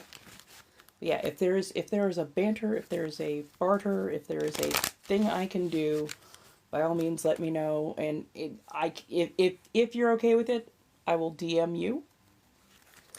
I love blunt though. I love blunt though, because Gemini. Sometimes I'm a little too flighty, and I need a 2x4 to the face in order to understand. So yeah. Mm-hmm. Oh, don't worry. I'm just faced a different direction, and like literally. So yeah, I just needed a slightly different angle today because my back is feeling a little froggy. So needed a way to get up a little bit more easily and also be able to recline just a touch. Hence the reason I literally put my chair on a mattress so I can actually lean back if I need to. Really? Scorpio rising, Gemini sun, Aries moon. Trust me, I can give you the rest of the natal chart if you need it. I got Mars, Saturn, Jupiter all in Virgo. My Venus is in Gemini. My Mercury is in Cancer, North Node in Leo. Trying to remember all the things, but yeah, I got a lot of things going on. Tell me what you need. I plan on doing that tomorrow, which would be Thursday. We're gonna have a nice little witchy Thursday tarot kind of thing going on. Maybe do a little magic-y kind of stuff. But yeah.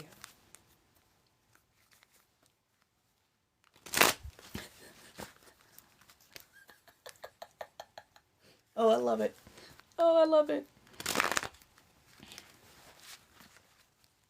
Ah, okay. So, if you go to astrolabe.com, I think it is astrolabe.com. They do free natal charts, and you just basically fill out all that basic information, and it'll give you a very quick overview of like where everything landed, kind of what that means for you, and then if you want to, you can actually get a much more extended like 30-page report on what all those things mean.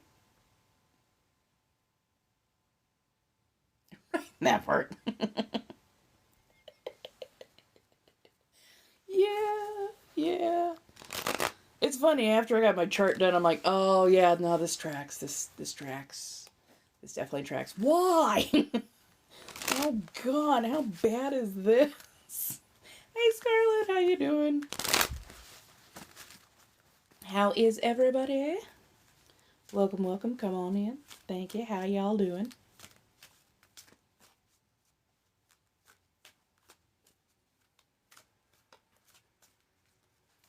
Oh, Dust. Do I have permission to DM you? Because I don't ever want to make the assumption.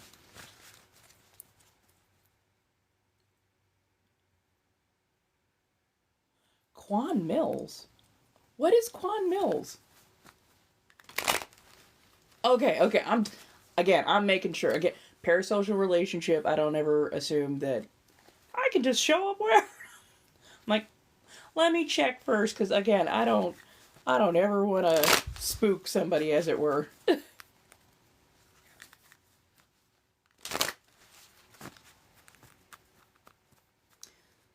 Don't give out all your info.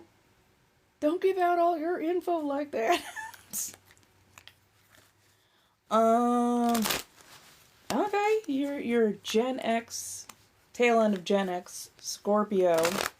Yeah, no, plug that all in to plug that all into them and get that readout. That readout will honestly help inform you of so many things. Yes, it was the last film that Tony Todd did. I kind of want to see it. At the same point in time, it features one of my worst nightmares and one of my shittiest superpowers. I have the awful luck of being able to find broken glass with the underside of my foot. I can't even tell you how many times this has happened. This is why I tend to wear slippers everywhere I go.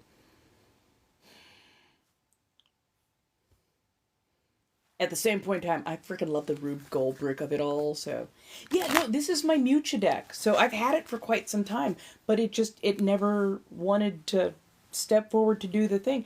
And just today, it's like, pick me up, let's run with this. I'm like, okay.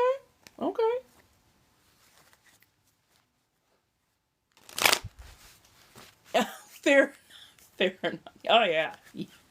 So yeah, if you've seen the trailer for Final Destination Bloodlines, uh, yeah, I'm like, that is my worst nightmare incarnate. I don't know if I could. I don't know if I could sit through that scene. I'd be like, nope. I'm just gonna be over here crying quietly in a corner. Like, dude, it's not a log truck. I know, but it's my superpower and I hate it. What? Don't ask. Mm. Is Quan Mills a whole lot like Chuck Tingle, where you just got the most unhinged book titles possible? Mm-hmm. Okay, I know what you mean now. I've seen a few of those. I hadn't stuck around for long enough to suss out what was going on.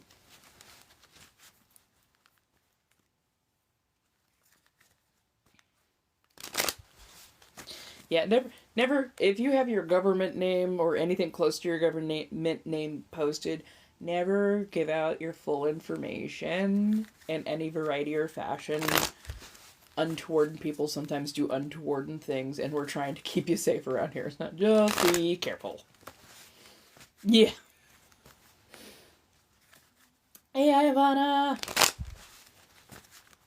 Oh, you know what? Go ahead and just give it a 30-second mute. Don't worry, you're not going to be muted for the rest of the live. We're just going to do a quick mute, and that's just going to erase some of what was said. Give it like a minute, because I think the shortest we can give is like 30 seconds to a minute. So just give it a minute. You can, state again, but it's just going to blank something out for you so that you're a little bit better protected.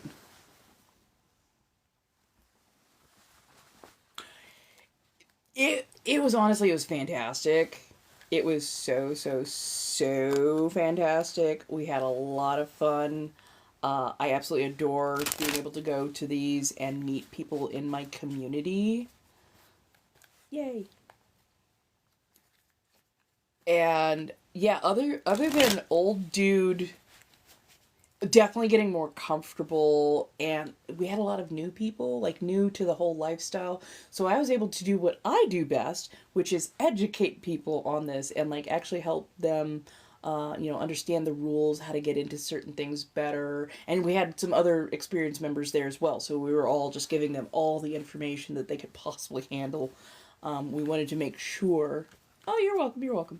We wanted to make sure that they were going to be getting into it safely. Oh, thank you, Kay. I appreciate that. We wanted to make sure that they were getting in there safely to do everything. Oh my god, you did all three of them. Thank you. Oh my god, I appreciate that. I truly do. Oh my goodness. Can anybody else tell me what is still in my gallery? I have no idea what is still in my gallery, and thank you. As the gallery gets full, it really does. I mean, it helps in a lot of different ways, but yeah, thank you.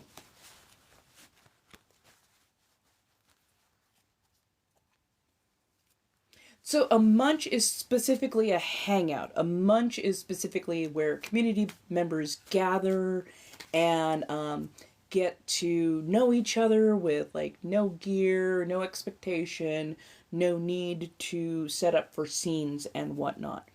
It also means you can like network and kind of cross coordinate. Oh, they got events going on over here. Oh, wow, I was thinking of doing this. Hey, maybe we can just like get together, show up so we can get the feel of the land, and then if anything goes a little bit hinky, we can like get each other bailed out of there and just go. So, yeah.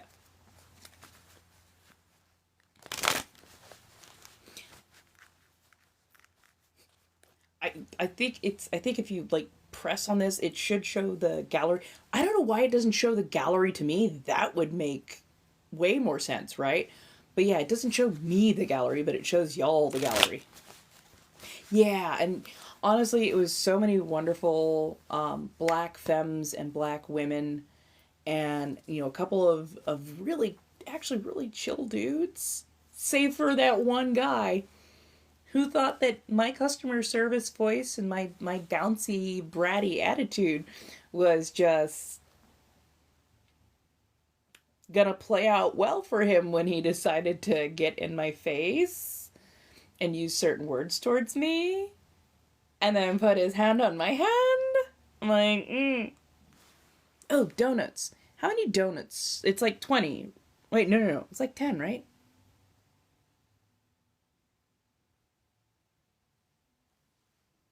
Boot.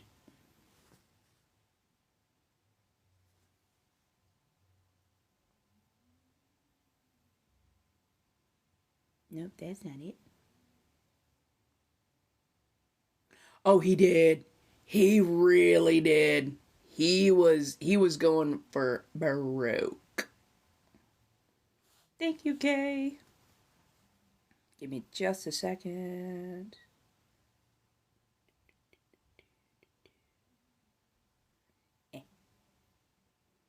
Okay, let's get some donuts a rolling. Do like 20 of those. Should be good. Oh, fair enough.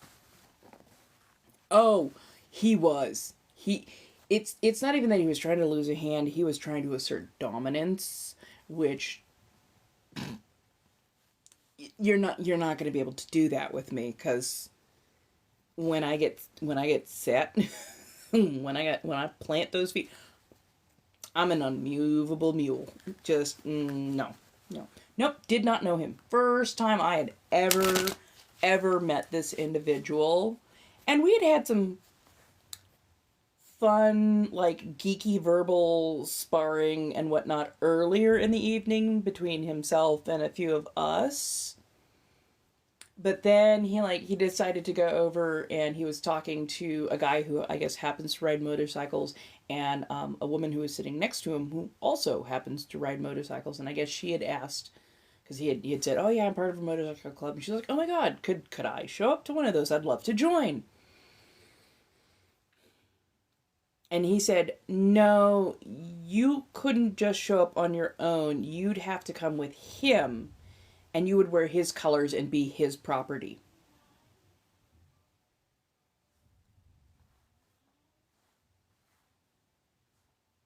Sir, you are a black man who is perpetuating the stereotype that women are property and need to be owned. And he's like, "It's not that deep. It's not that." I'm like, "No, it is, because like women were literally considered property and couldn't open bank accounts until like the 70s. Couldn't have credit cards on their own till like the 70s, 80s. Like literally there's any list, massive list of reasons as to why that is not appropriate, but it is especially not appropriate for you as a black man to be telling that to a black woman. That just it talk about the taste of ash in your mouth. That is not. And he was not reading the room. He was not, because he repeated himself a couple of times, which her discomfort plus the discomfort of the young man next to her who was trying to diffuse the whole situation, that triggered my dominant femme reaction, which was to, of course, "Oh, you're making the subbies uncomfortable. You're making the young ones uncomfortable. I'm going to become the problem that you need to focus on now." And so I tore into one side and the other, keeping a smile on my face, but very much my eyebrow on one side was going up. I was definitely giving the mm, mm, mm-hmm, mm-hmm. "So you think this is an appropriate subject to broach? Okay, okay." like he was not listening to the words nor the facial expressions.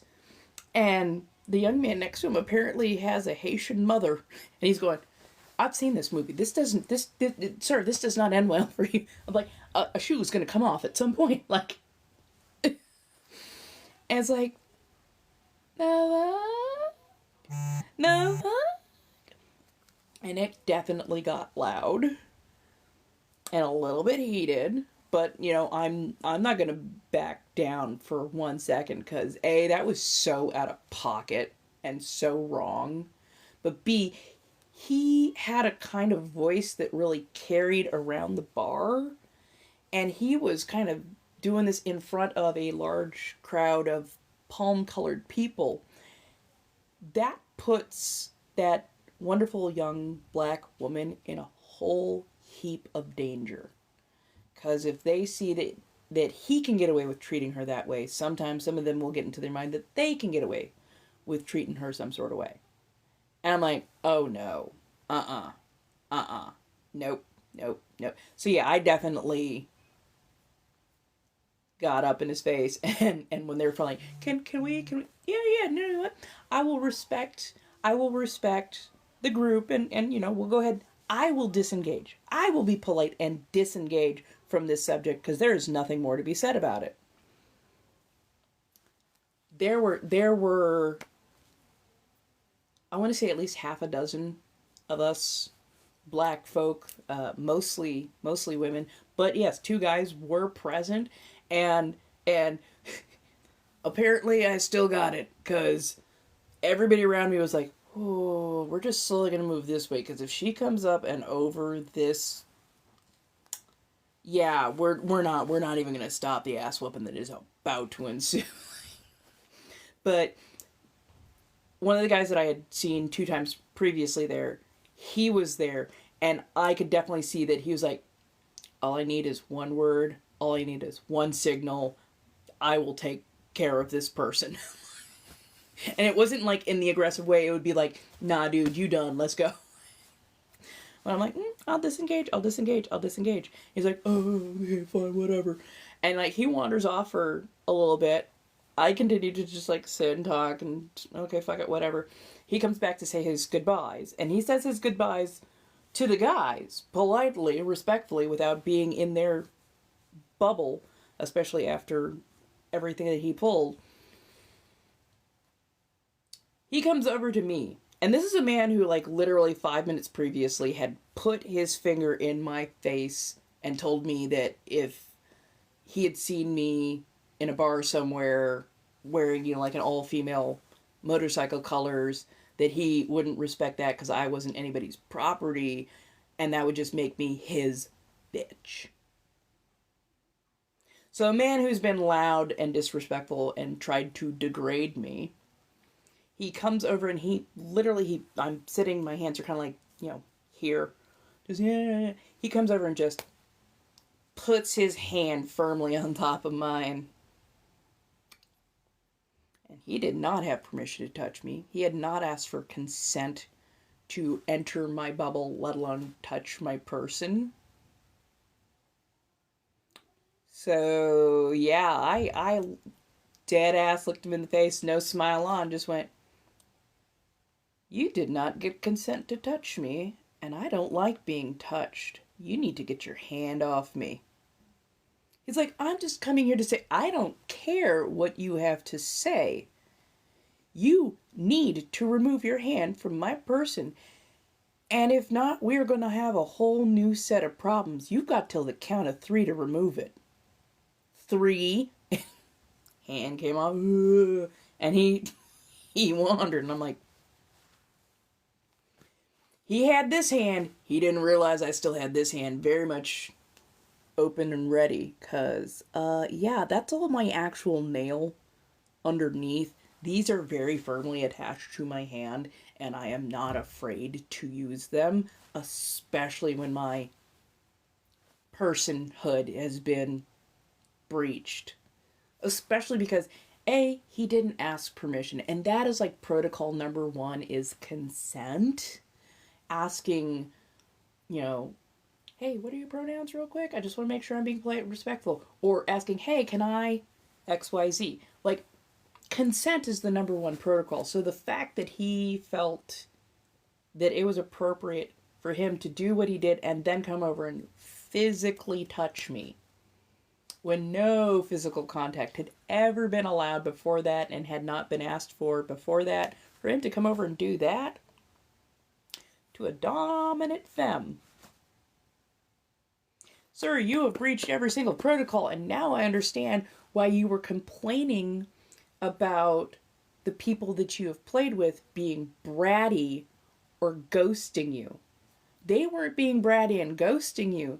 They did not feel safe around you. You were pulling some really nasty shit. I am very sure of that. And they no longer wanted to be in your presence because you're not a safe person. I'm going to give it like one more day, and I'm probably going to contact the host of the event and just go, hey, sorry that all happened. It is definitely up to you how you want to play this, but this person made me wildly uncomfortable, and the fact that he used the language that he did towards me, got in my face the way he did, and then also made physical contact with me when no permission had been given, no consent of any variety had been expressed, makes me feel very uncomfortable. I am still going to keep showing up to these. There's no way you're driving me away like that. I'm going to keep showing up to these. But I'm like, I'm going to let you know. It is your call as what to you. And even if that call is just the, hey, we need to talk with, cool. Go ahead, talk with him. I trust. But yeah, that was just, it was wild. Pardon as I move you over because I just realized I need to plug you in. But yeah, it was. And luckily, the young man that I met a few times before there, he was incredibly kind, made sure that I decompressed, made sure that I was. Everybody's kikiing after that. So kikiing, just sitting around talking, laughing it up and just going, the fuck is wrong with that guy? But the young man that I'd met several times there before, who had walked me out to my car on a number of occasions, he's like, "Is it okay if I touch you?" And I'm like, "Yeah, that's fine. I actually know you, and you're chill." He actually sat and like gave me like a very very gentle massage, and like, because I think my shoulders were probably like pinned up here, and I'm just, even if I'm laughing and whatnot, you can tell by my shoulders I was not comfortable. So he actually gave me a very very gentle neck and shoulder massage, and got me to like actually relax the shoulders down and decompress a little, which is impressive. I'm just like, oh. He's like, don't fall asleep on me. I'm like, no, I'm not asleep, but I am definitely way more relaxed now. I'm definitely way more relaxed now. Thank you. Just like, okay. But yeah, just yeah, they practically were. Like, it's wild that anybody would think that it's okay to act so untoward, and then after that decide that you're going to make physical contact with somebody that you were in a verbal confrontation with. Like, that's never gonna go well, especially if you have not asked for permission, or at least initiated certain protocols. Like, if he had gone, hey, sorry, didn't mean to get quite so heated there, da da da, I might have shook his hand. It was the fact that he came over and put that big old paw on top of my hand, and didn't just kind of put it over the top, but like laced his fingers in, which is a grip. And it's like, that physical dominance bullshit does not work with me. It does not ever work with me. Oh no, trust me, the instinct was a lot worse. But again, there was a very large crowd of non-community people. So I was first thinking of the community on the lifestyle level, but then I was also thinking of the community on the presentation level, and I'm like, that is a twofold. And while I will maintain some demeanor, some calm, I'm not about to just, oh, okay, fine, whatever. Mm-mm. No, no, no, no. He. I'm not saying I would have been faster to anger or violence if they weren't there, but I probably would have been a lot louder and cursed him out. Right, and that's the whole thing. It's like, he was not reading the room at all. He was trying to just dominate the room as he saw fit, and I'm just like, it is so untoward that you'd be acting this way, especially as a person who purports themselves as a dominant male or as a dominant man. That is not how you comport yourself, especially if you are a lifestyle. That you've just told this entire room that you are not a safe person to play with, and nary a had to be thrown. So yeah. I think he saw this, and I am usually a lighter person in the room, but I think he saw this and heard the kind of customer service voice, and thought, because he belonged to a culture, motorcycle club, a culture where he had top ranking because of his gender, that's also, I guess, held true in his beliefs about the lifestyle. And it's like, no. No, not every person who is femme presenting is submissive to the thoughts and actions of every man around them, to say the least. But yeah, like, how you gonna act like that? How you gonna act like that? How you gonna break protocol? Like, multiple times over. How you gonna break protocol? Like, my dude. My dude. No. It just, eh, eh. But again, that's not gonna keep me from going back and, next month to the next month to, again, hang out and kiki with friends. And hopefully, well, no, let's put it into the world. By next month, I really want to be able to go to a convention in LA on my birthday weekend that is very specific to that lifestyle, because they've got a lot of really good panels. I'm the type of person, if I'm not on that floor selling as a vendor, because I love making, art and whatnot. If I'm not on the floor selling as a vendor, I absolutely adore going to like panels and classes. And so I really, really, really, really want to do panels and classes, and maybe even a party or two, so that I can get integrated more with the community. Because, yeah, I want to do that. I find it fantastic and wonderful. And it's funny, like, part of me was like, am I just too sweet? Am I just too soft? Am I just too nice? Maybe I've built it up in my own head that I'm, dominant woman, dominant femme, dominant person. And then, like, that whole incident, without me having to even think about it, that whole incident as it played out, and as I just held my ground and didn't overreact, didn't give an inch, didn't flip over to customer service to assuage anybody's, ego or feelings. I was like, oh no, no, I am the dog in that fight. Okay. No, I'm doing what I'm supposed to be doing. Cool. Overall, I think I'm gonna need to raise about $300. It goes from Wednesday to Sunday, so it's a long convention.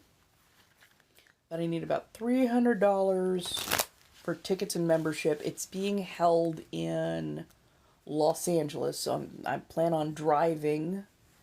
So it's gonna be a little expensive parking wise, but yeah, like, I at least want to be able to show up for a couple of days and take the classes, because honestly, the classes and getting to know people in the community are going to absolutely be such a benefit for me, in so many different ways. Mm-hmm.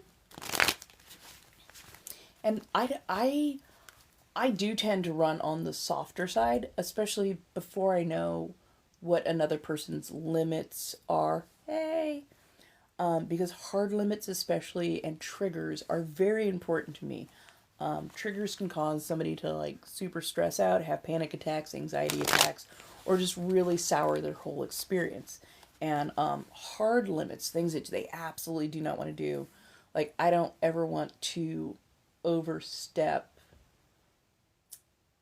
those limits, because that can, again, very much discourage a person from showing up and being able to be themselves and have a good experience. So I want to take the classes, I want to take the courses, and I want to be able to refine my in-person style yet again, because it's been a little while since I've been able to really be a part of the community. And also, I'm trying to refine those same skills for when I'm doing digital work, which digital work is very, very, very different from in-person community work. So I need some courses on how to interact with a digital community, so that who and what I am gets across a lot faster, a lot smoother, and so that I am showing up the way I want to actually show up. Sorry, I had to code a lot of that. I wish I could just be so much more blunt. That would have been way easier, but yeah. Hello, hello. How's everybody doing? Come on in. How are we? If we get to 15K, I will do a community card pull. What came out here? Actually, I think the cards are saying, no, we're doing this pull anyways. Ten of Swords. A lot of hard-fought victory. A lot of, oh, have a nice night, Kay. I'll be back on Thursday and Friday from 6 to 9 p.m.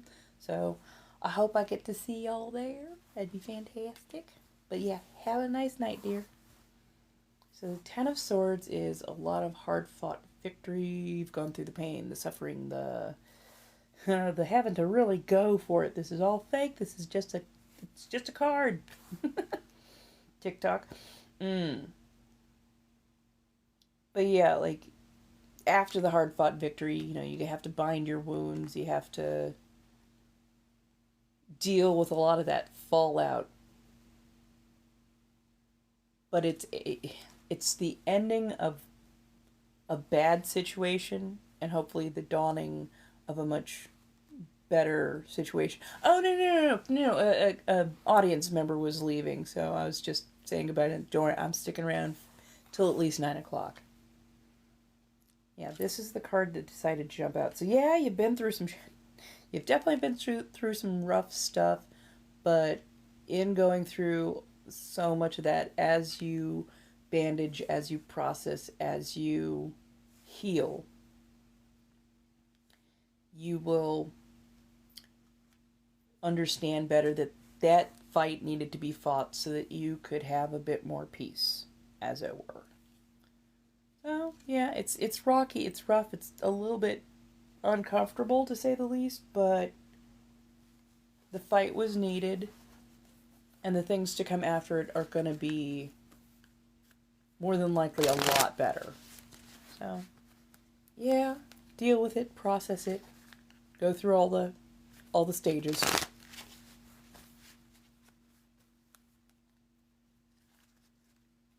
Yeah, I think they've been around for a good long while. So almost the beginning of the internet, or shortly thereafter, I should say. But yeah, no, they've been around for a good long while.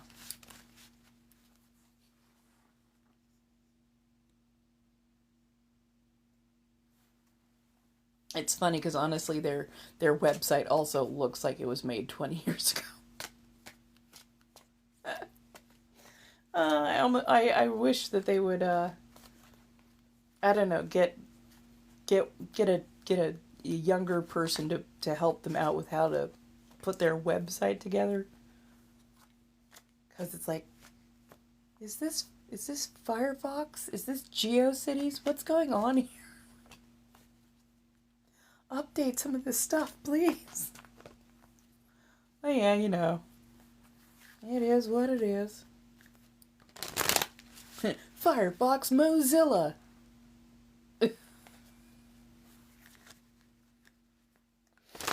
I'm like, if that part, that part. It's like, if anybody gets this reference, A, thank you, I'm not alone, but B, Bing, oh my god. DuckDuckGo, or GoDaddy. Back in the day, jingle, jingle, jingle. Oh yeah, you know. Oh, also, since I have a platform still, they have reintroduced COSA, the quote-unquote Kids Online Safety Act, which is, honestly, it is just meant to over-parentify the internet and make it much, much, much, much, much harder for people to maintain any amount of privacy. And you want to talk about too many people up your backside with people who are known to very much overreach their legal decencies on a very frequent basis. Yeah, just call write, email, whatever you got to do. Tell them, you need to get that bill off the floor. That is some shit. Also, we're dealing with a SAVE Act. We're dealing with a lot of stuff that is literally coming directly from that 900-page playbook that told all of us how a certain group of people were going to plunge the entirety of our country into Jesus Cristo Fascio. So please start paying attention, making phone calls, and definitely letting your elected officials know that this is not in any way, shape, or form legal nor allowable. So get in there hard and fast, and definitely support SWs, because it's not that they are just coming for SWs, they're coming for everybody. And don't think that it's just going to affect one particular industry. They left the language so fucking vague on purpose so that they can take not just your happy fun time bank material. They are also aiming for video games, music videos, anime, basically any sort of entertainment that does not fall under an excessively narrow, limited purview as dictated by a singular group's religious ideology. So yeah, please be awake and please start making a whole lot of noise. And if you got to, work on the things like special elections, recalls, showing up and marching, doing what you gotta do. Because between that and habeas corpus being suspended, don't go to the second location. That's all I gotta say. Do not go to the second location. This is so 1931, and I'm not even trying to be funny. I know I usually don't get this serious, but like I'm worried for people's safety, to say the least, and I want as many people to be well informed so that this can be resisted as quickly, as swiftly, as strongly as possible. Because, yeah, I'm just saying.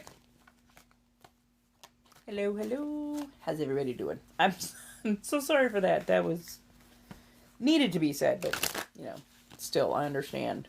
This is usually a place where you come to decompress, and yeah, it's a little bit stressful sometimes. Because I still have to look at reality, so, yeah. Oh, there it went.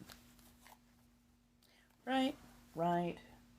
And it's the kind of information that might get censored in the very near future.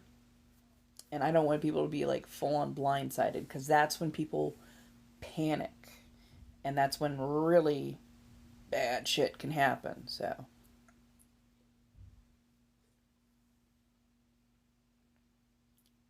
Sorry, I also thought of suddenly what I want for dinner tonight.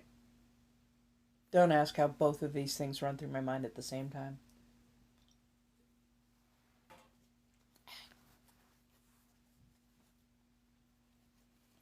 Hello.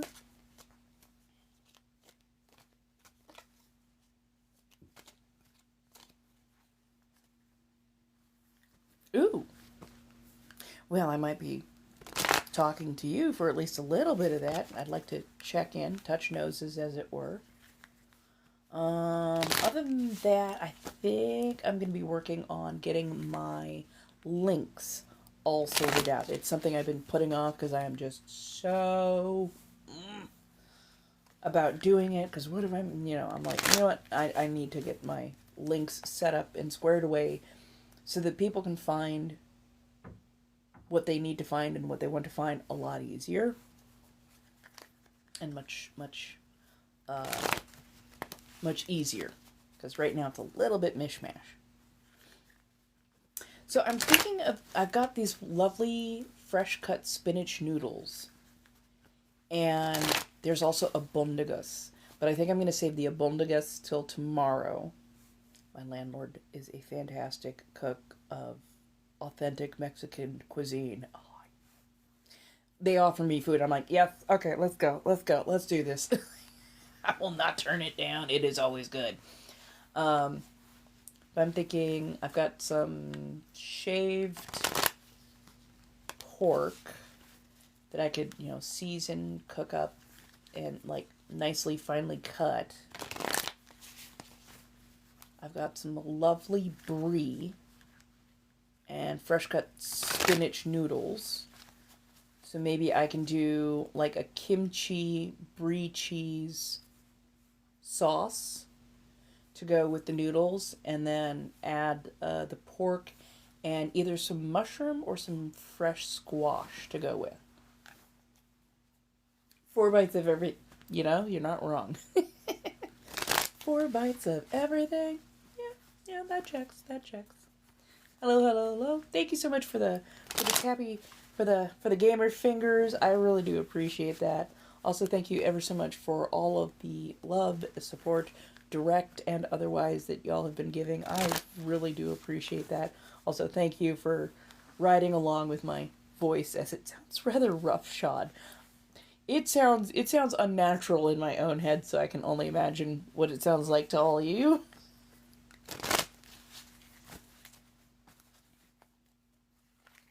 But yay. And I do have to go to the grocery store probably within the next 2 days. So maybe I'll do a little grocery haul and let people see kind of how I survive, what I do, what I get to eat, and all that kind of stuff. Oh, okay. Is it? Okay, good. I don't know why. It sounds like too deep here, but like it's the scratchiness that's really because I like a little alley cat scratch, as it were, in my voice, but I'm like, this is a lot more than my normal. Heck yeah. I mean, brie is one of those lovely cheeses that, you cut away that rind, it gets all nice and melty. It gets all nice and, like, just smooth and lovely. You toss your noodles through it with a little bit of, like, garlic, pepper, a little bit of cayenne, cumin, maybe a little fresh thyme. I wish we had a basil plant, but like fresh thyme even at this point, that would be fantastic. So yeah. Oh yay. Boo. We don't. A long-lasting cold just sucks. But I am glad that you're starting to feel a little bit better. Hopefully you've been doing some resisted breathing exercise and getting those sinuses drained and whatnot. Colds can just be absolute pain in the ass. Oop, 15K.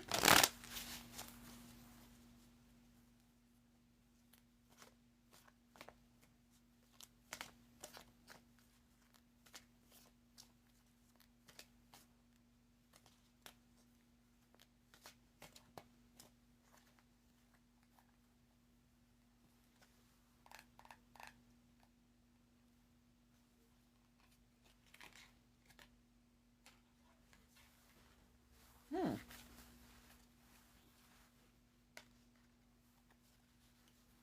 Dang. You got oxygen. The fact that your O2 is just over 80. I almost wanted to go, are you okay? Okay, technically, no. No, you are not. But still, that's terrifying. My goodness. Although maybe that's why this popped out. So this is the Ten of Cups, sometimes also known as a wish card. It's seeing your hard work, your planning, everything you've done, everything that you've really put into and then also put out to the world. You're seeing it come to fruition. You're seeing it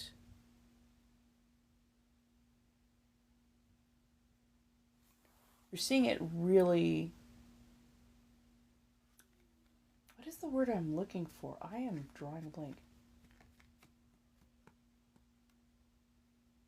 you're seeing it manifest itself, coalescing into something very solid, very giving, bountiful in its return. And they sometimes call it a wish card because you're just like, I just wish that XYZ would happen, and you're seeing it actually happen. And it's not just by happenstance, it's not just by coincidence. It's because you've actually been putting in work and time, effort, knowledge. You've been doing the research. It's all the things. It is all the things. So, yeah, this is a good thing. Like, when you see it happen, when you see it come to you, like, celebrate it. Even if it's like, no, no, no, I have to be humble. Even if it's a small victory, treat it like it's a big one, okay? So, on those small victories, there's just a lot of hard work that you've put in, and you deserve to celebrate the fact that you have really, really, really tried hard. And it is actually paying dividends, even though it seems like it has taken far too long, years longer than it should have.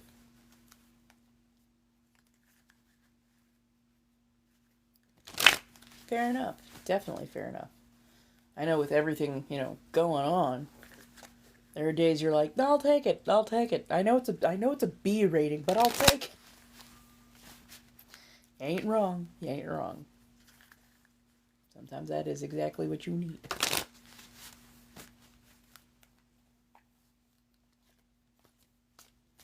Hello, Phoenix Dawn.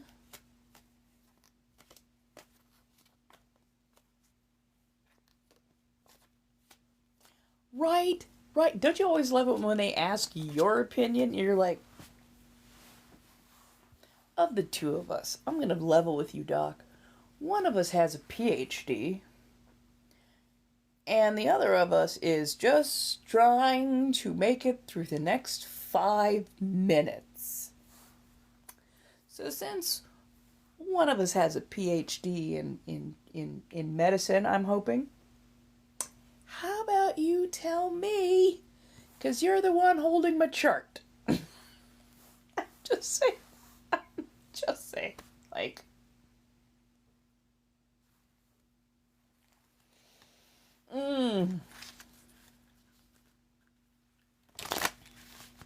right, that part.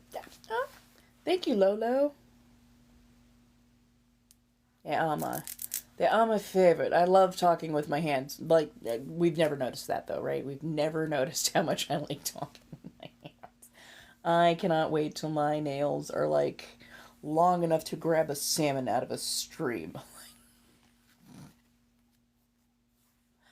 I just want to get to a point in my life where I can consistently have, like, 3-inch nails that are, like, stiletto sharp, and just, I talk with them constantly. Just, Yes. Yeah. Because there's a whole language.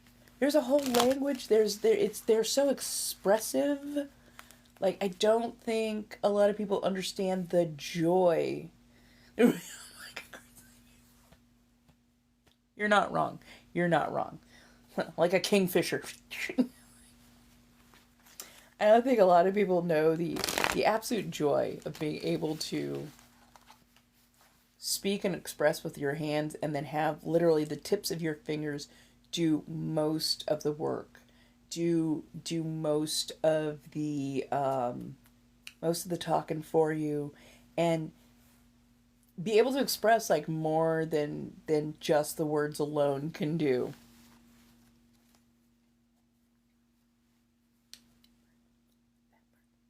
That part, it's like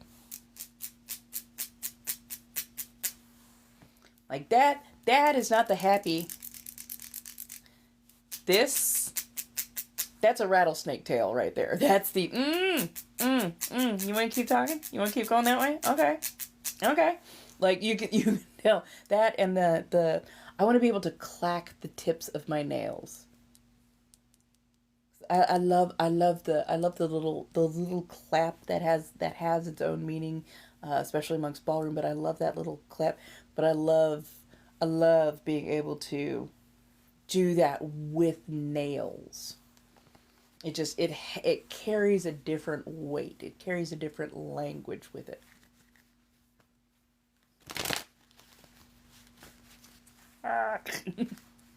Like Osprey. Like, you got Bear Grylls. I think I win. Hey, Bear, go ahead and grill that up for me. I'm sorry, that's so unhinged. Mm, right, right.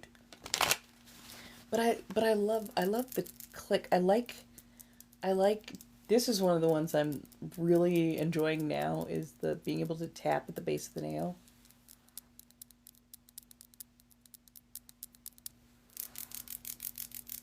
Absolutely, I do like this one. It reminds me of crickets though, or cicadas. But yeah, just like I want to get my nails long enough that when I put my hand together, when I do that, that I can hear the tips click. Cause I like that. I like that sound. I don't know why, but I love it.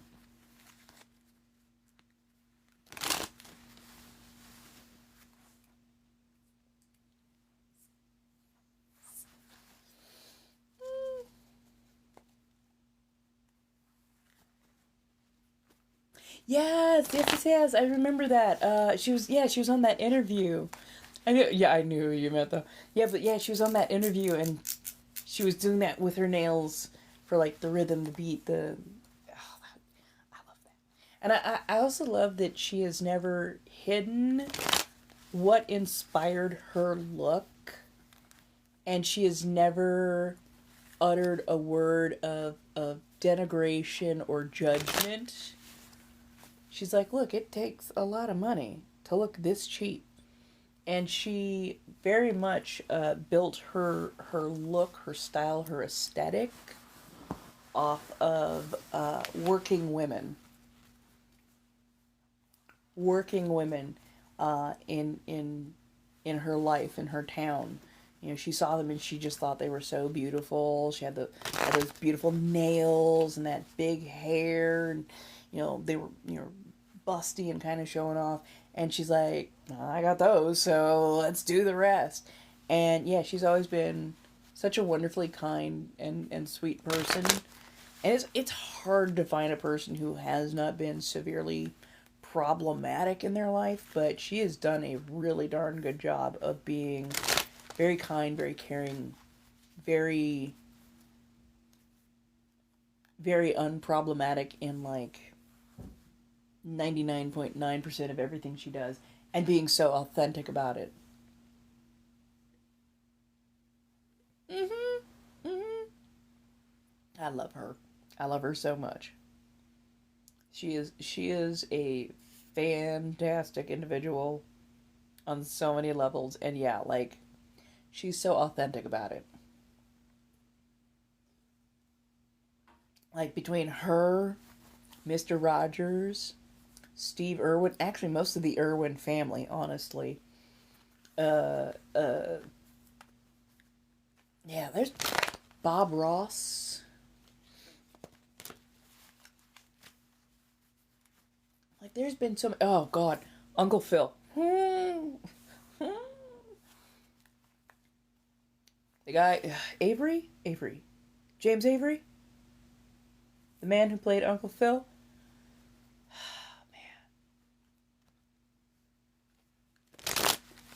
I love the fact that he was a well spoken, well moneyed, high status black man in Bel Air.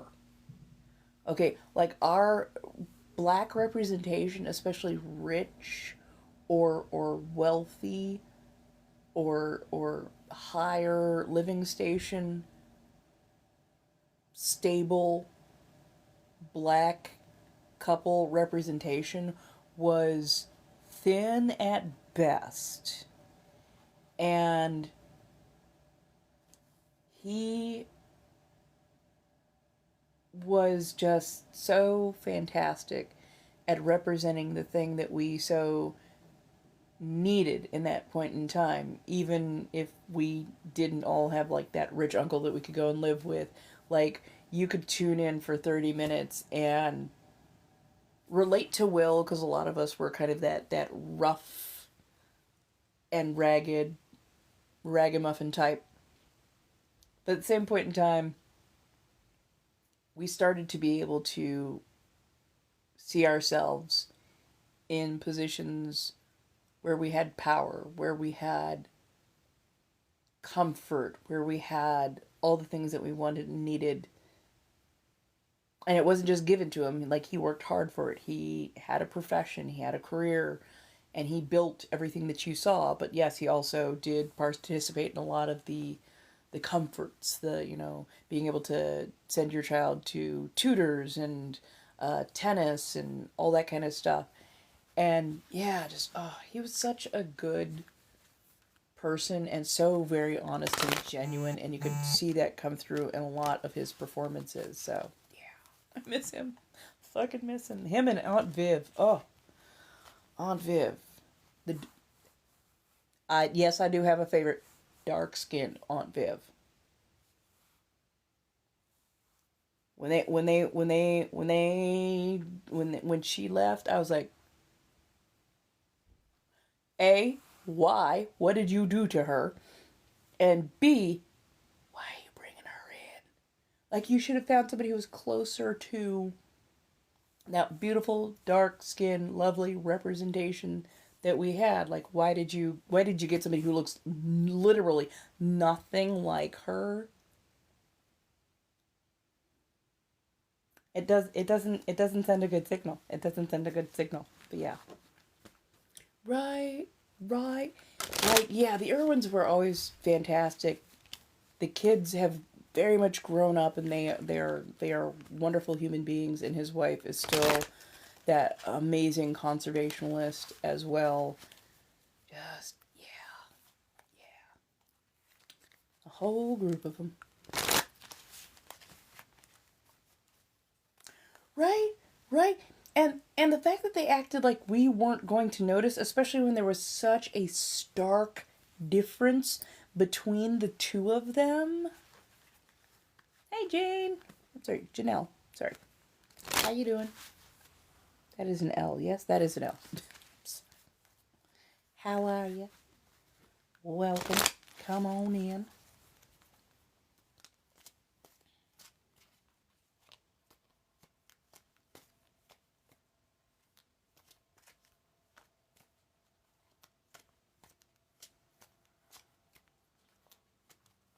Thank you so much, my dear.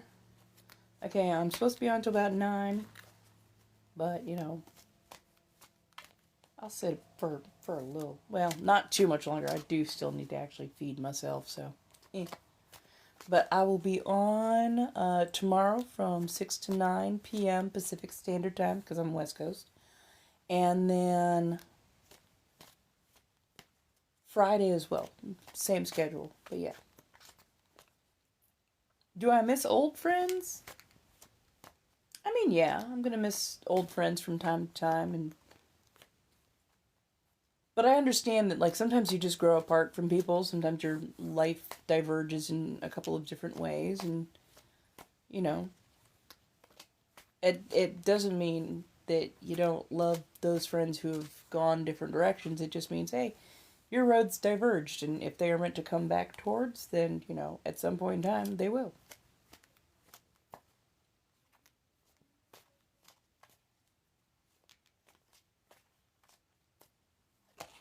Oh my god. Dentists are horrible about, like, teaching you about dentures. Definitely, like, look around here on TikTok. Like, there are a lot of different things. Oh, do the fangs. Yeah, so I'm not wearing fangs mostly because my throat was so scratchy and I cannot do an accent with what's going on with my throat at the moment. But yeah, the front part of the fang goes over, and then I created a bridge. So there's a flat piece that basically tucks in behind the teeth that you really can't see when I'm talking. And it gives it a very, very strong and stable hold. So when I do them just as a fang cap, they're a little bit more, they're a little bit more wobbly. They're a little bit easier to accidentally kick off when I'm talking or if I try and bite into something. But as a bridge, it's actually much more solid. Oh, don't worry. You're just facing a different direction. That's the way I'm usually sitting. I don't know if I slept wrong or something, but my back is a little jacked, so I needed to be able to recline my chair quite a bit more, and pop my back or be able to move a little bit more. So I sat my chair top on my mattress edge so that I had a little bit more ability to like lean back, crack my back, and sit and do as I need to. Because if not, I would just be looking incredibly uncomfortable. Every now and again, every couple of months, this happens, and it's usually because I decide to do some like heavy moving of stuff around and cleaning up, and just going out and doing the things DIY, and it's just like I don't think I did anything wrong per se. Like I can't remember that I've been doing anything wrong, but yeah, I think I had a few last night.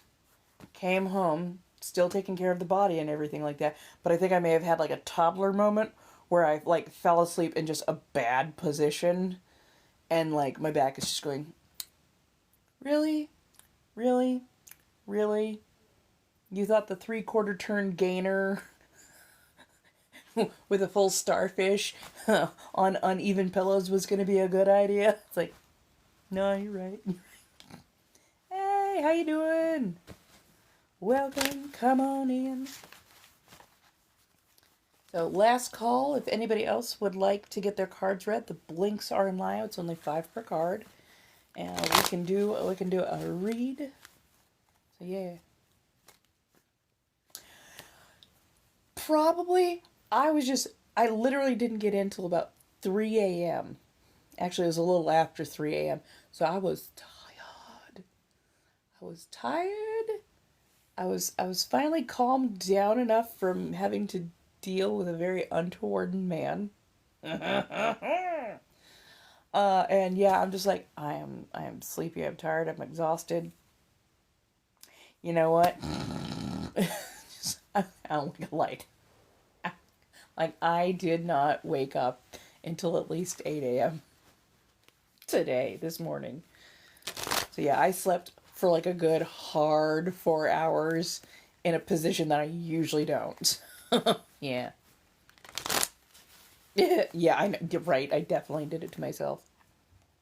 I went to a black munch, which is basically just a gathering at usually a bar or a restaurant for people in the community. In this case, this community as well as the lifestyle community. And you sit, you talk, you chat, you get to know each other and whatnot. And like 95% of the night was absolutely fantastic, and just like 5% of the night was like, dude, why? But yeah, overall, it was good. So, yeah, actually, every time that I've been there now, I've been there. I think I've been to like 3 or 4 of those now. Every time that lovely guy has shown up again, and he's nice. He is very nice. I have no idea. Like as far as I know, this is just a community friend building kind of thing. I am not putting anything more on that. But like he has always been incredibly kind, very polite, minded manners and protocols, and been literally just a quick ask away from dealing with things if I didn't want to deal with them, or if other people, usually other women, didn't want to have to deal with it. But also has been like the most chill, the most respectful, make sure that people got water. Like he's an actual gentleman, and I adore that because there's not nearly enough people who will just be gentlemanly because that is a part of their nature. Too many people will be kind, aiming towards something.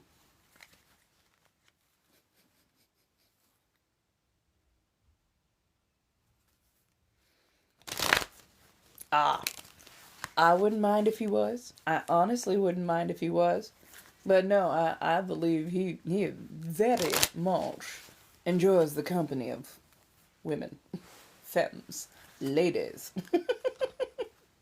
Right, right. It's just it's. I know that they still exist. It's just sometimes it's like, oh shit, y'all exist. Like it's, I'm not just like, oh, they exist somewhere. It's like, oh damn, you exist. Fuck yeah. Like it's nice. It's really nice.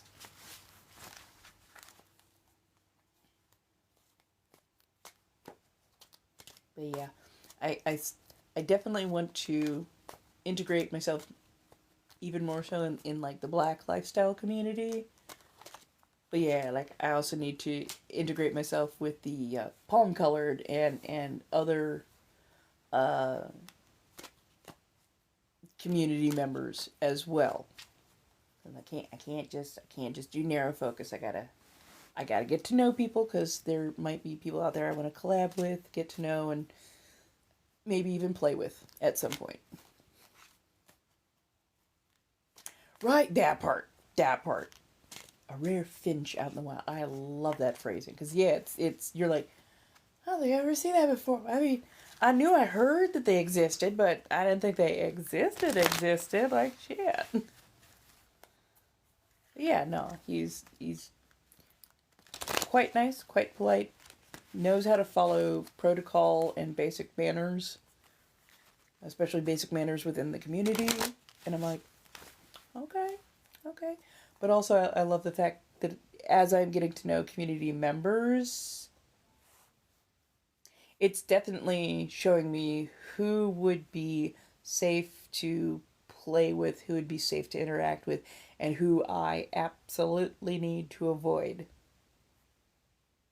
So, the fact that so far it's only been like two people out of like dozens that I've met that are like, yeah, no, you're the kind of person I'm going to be avoiding.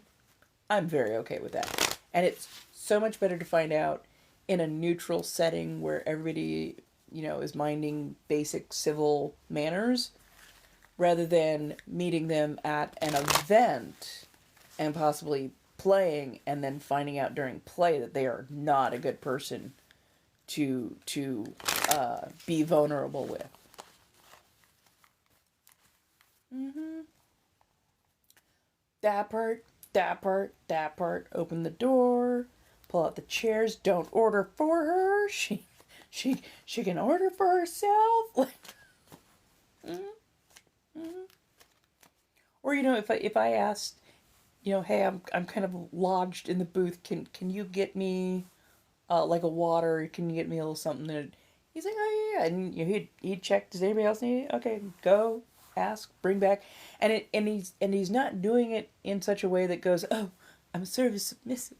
No, it's just the I'm gonna make sure we're taken care of because that is the polite and right thing to do. It's like shit, yeah, thank you, because us not having to like fall back into traditional roles, especially traditional community or lifestyle roles, just being there for each other because that is the polite thing to do. Like, chef's kiss. I love it. Dapper, dapper. And like the first night I was a little apprehensive because it's not too often that somebody offers to walk me to my car, let alone stays, a couple feet away from the car door, but stays by the car door to make sure that my car starts. But he did. He's like, I just want to make sure that the car starts for you. And I was like, thanks. He's like, have a lovely night. Da da da. And then, like, with no expectation of anything more, it's like, wait, come back. I was like, no. I was like, I really appreciated that. That meant a lot to me.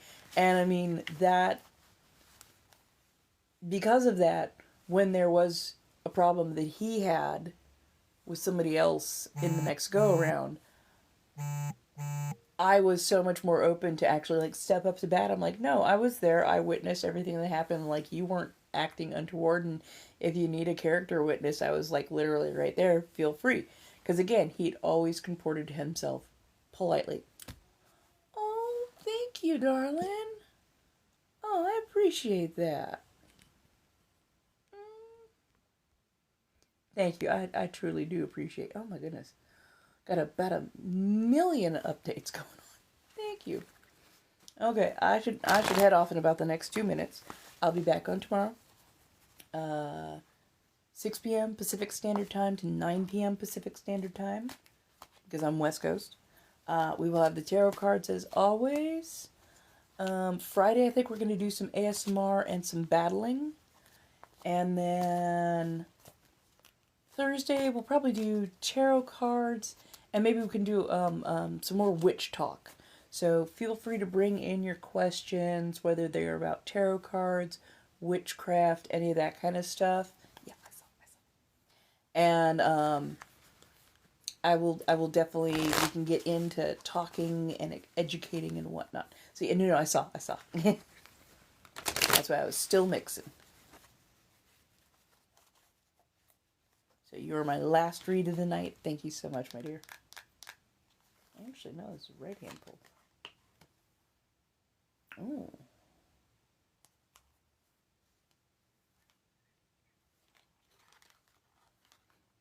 We're going to censor just because it kind of looks like something. So the Nine of Swords. Swords being an air suit. The Nine of Swords is kind of like a whole lot of anxiety hanging over you. A lot of stress, a lot of worry.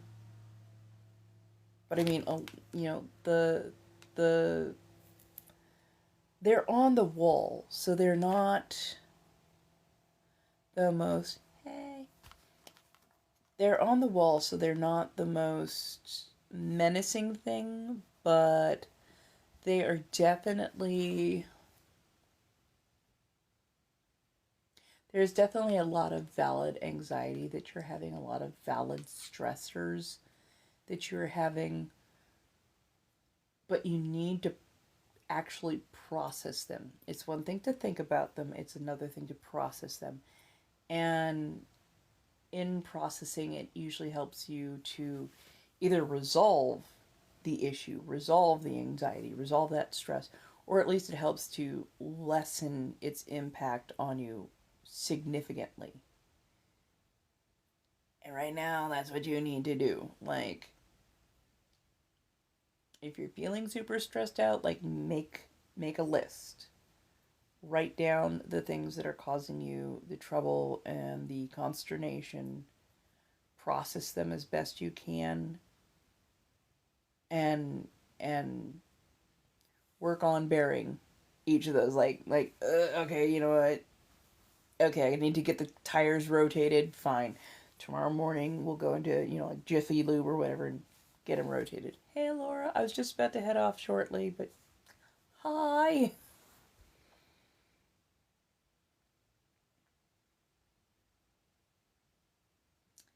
Yeah. Like, don't think that your fears, that your anxieties, the things that are kind of getting you hung up, don't think of them as being invalid. Oh, maybe I'm just overreacting. No, they are absolutely valid. Give them that credence that is needed, but don't let that be the end all be all. Actually do something about them. So, yeah.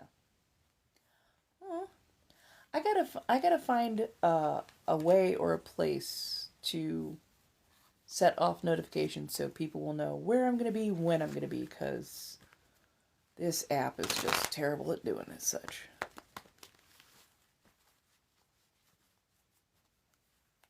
Heck yeah. So if you don't already have, like, the real ID, passports will work. The very fact that they're making us get things like real IDs. Very 1930s Germany. I don't like it. But yeah, like, if you have a passport, keep that passport with you.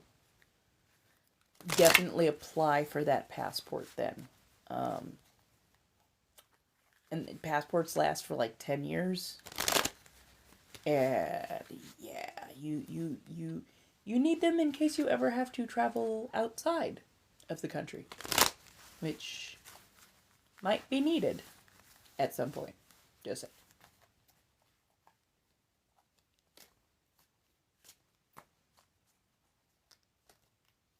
Hey, soybean.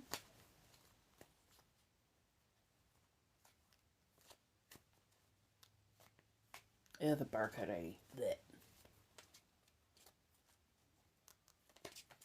Oh yeah, get what you can done. Just make sure you got things in order. But like, actually take the active steps towards doing that. It'll make your life a lot less stressful. Soybean, you just like being a hobo. We all know it. Yeah, little spoon waver.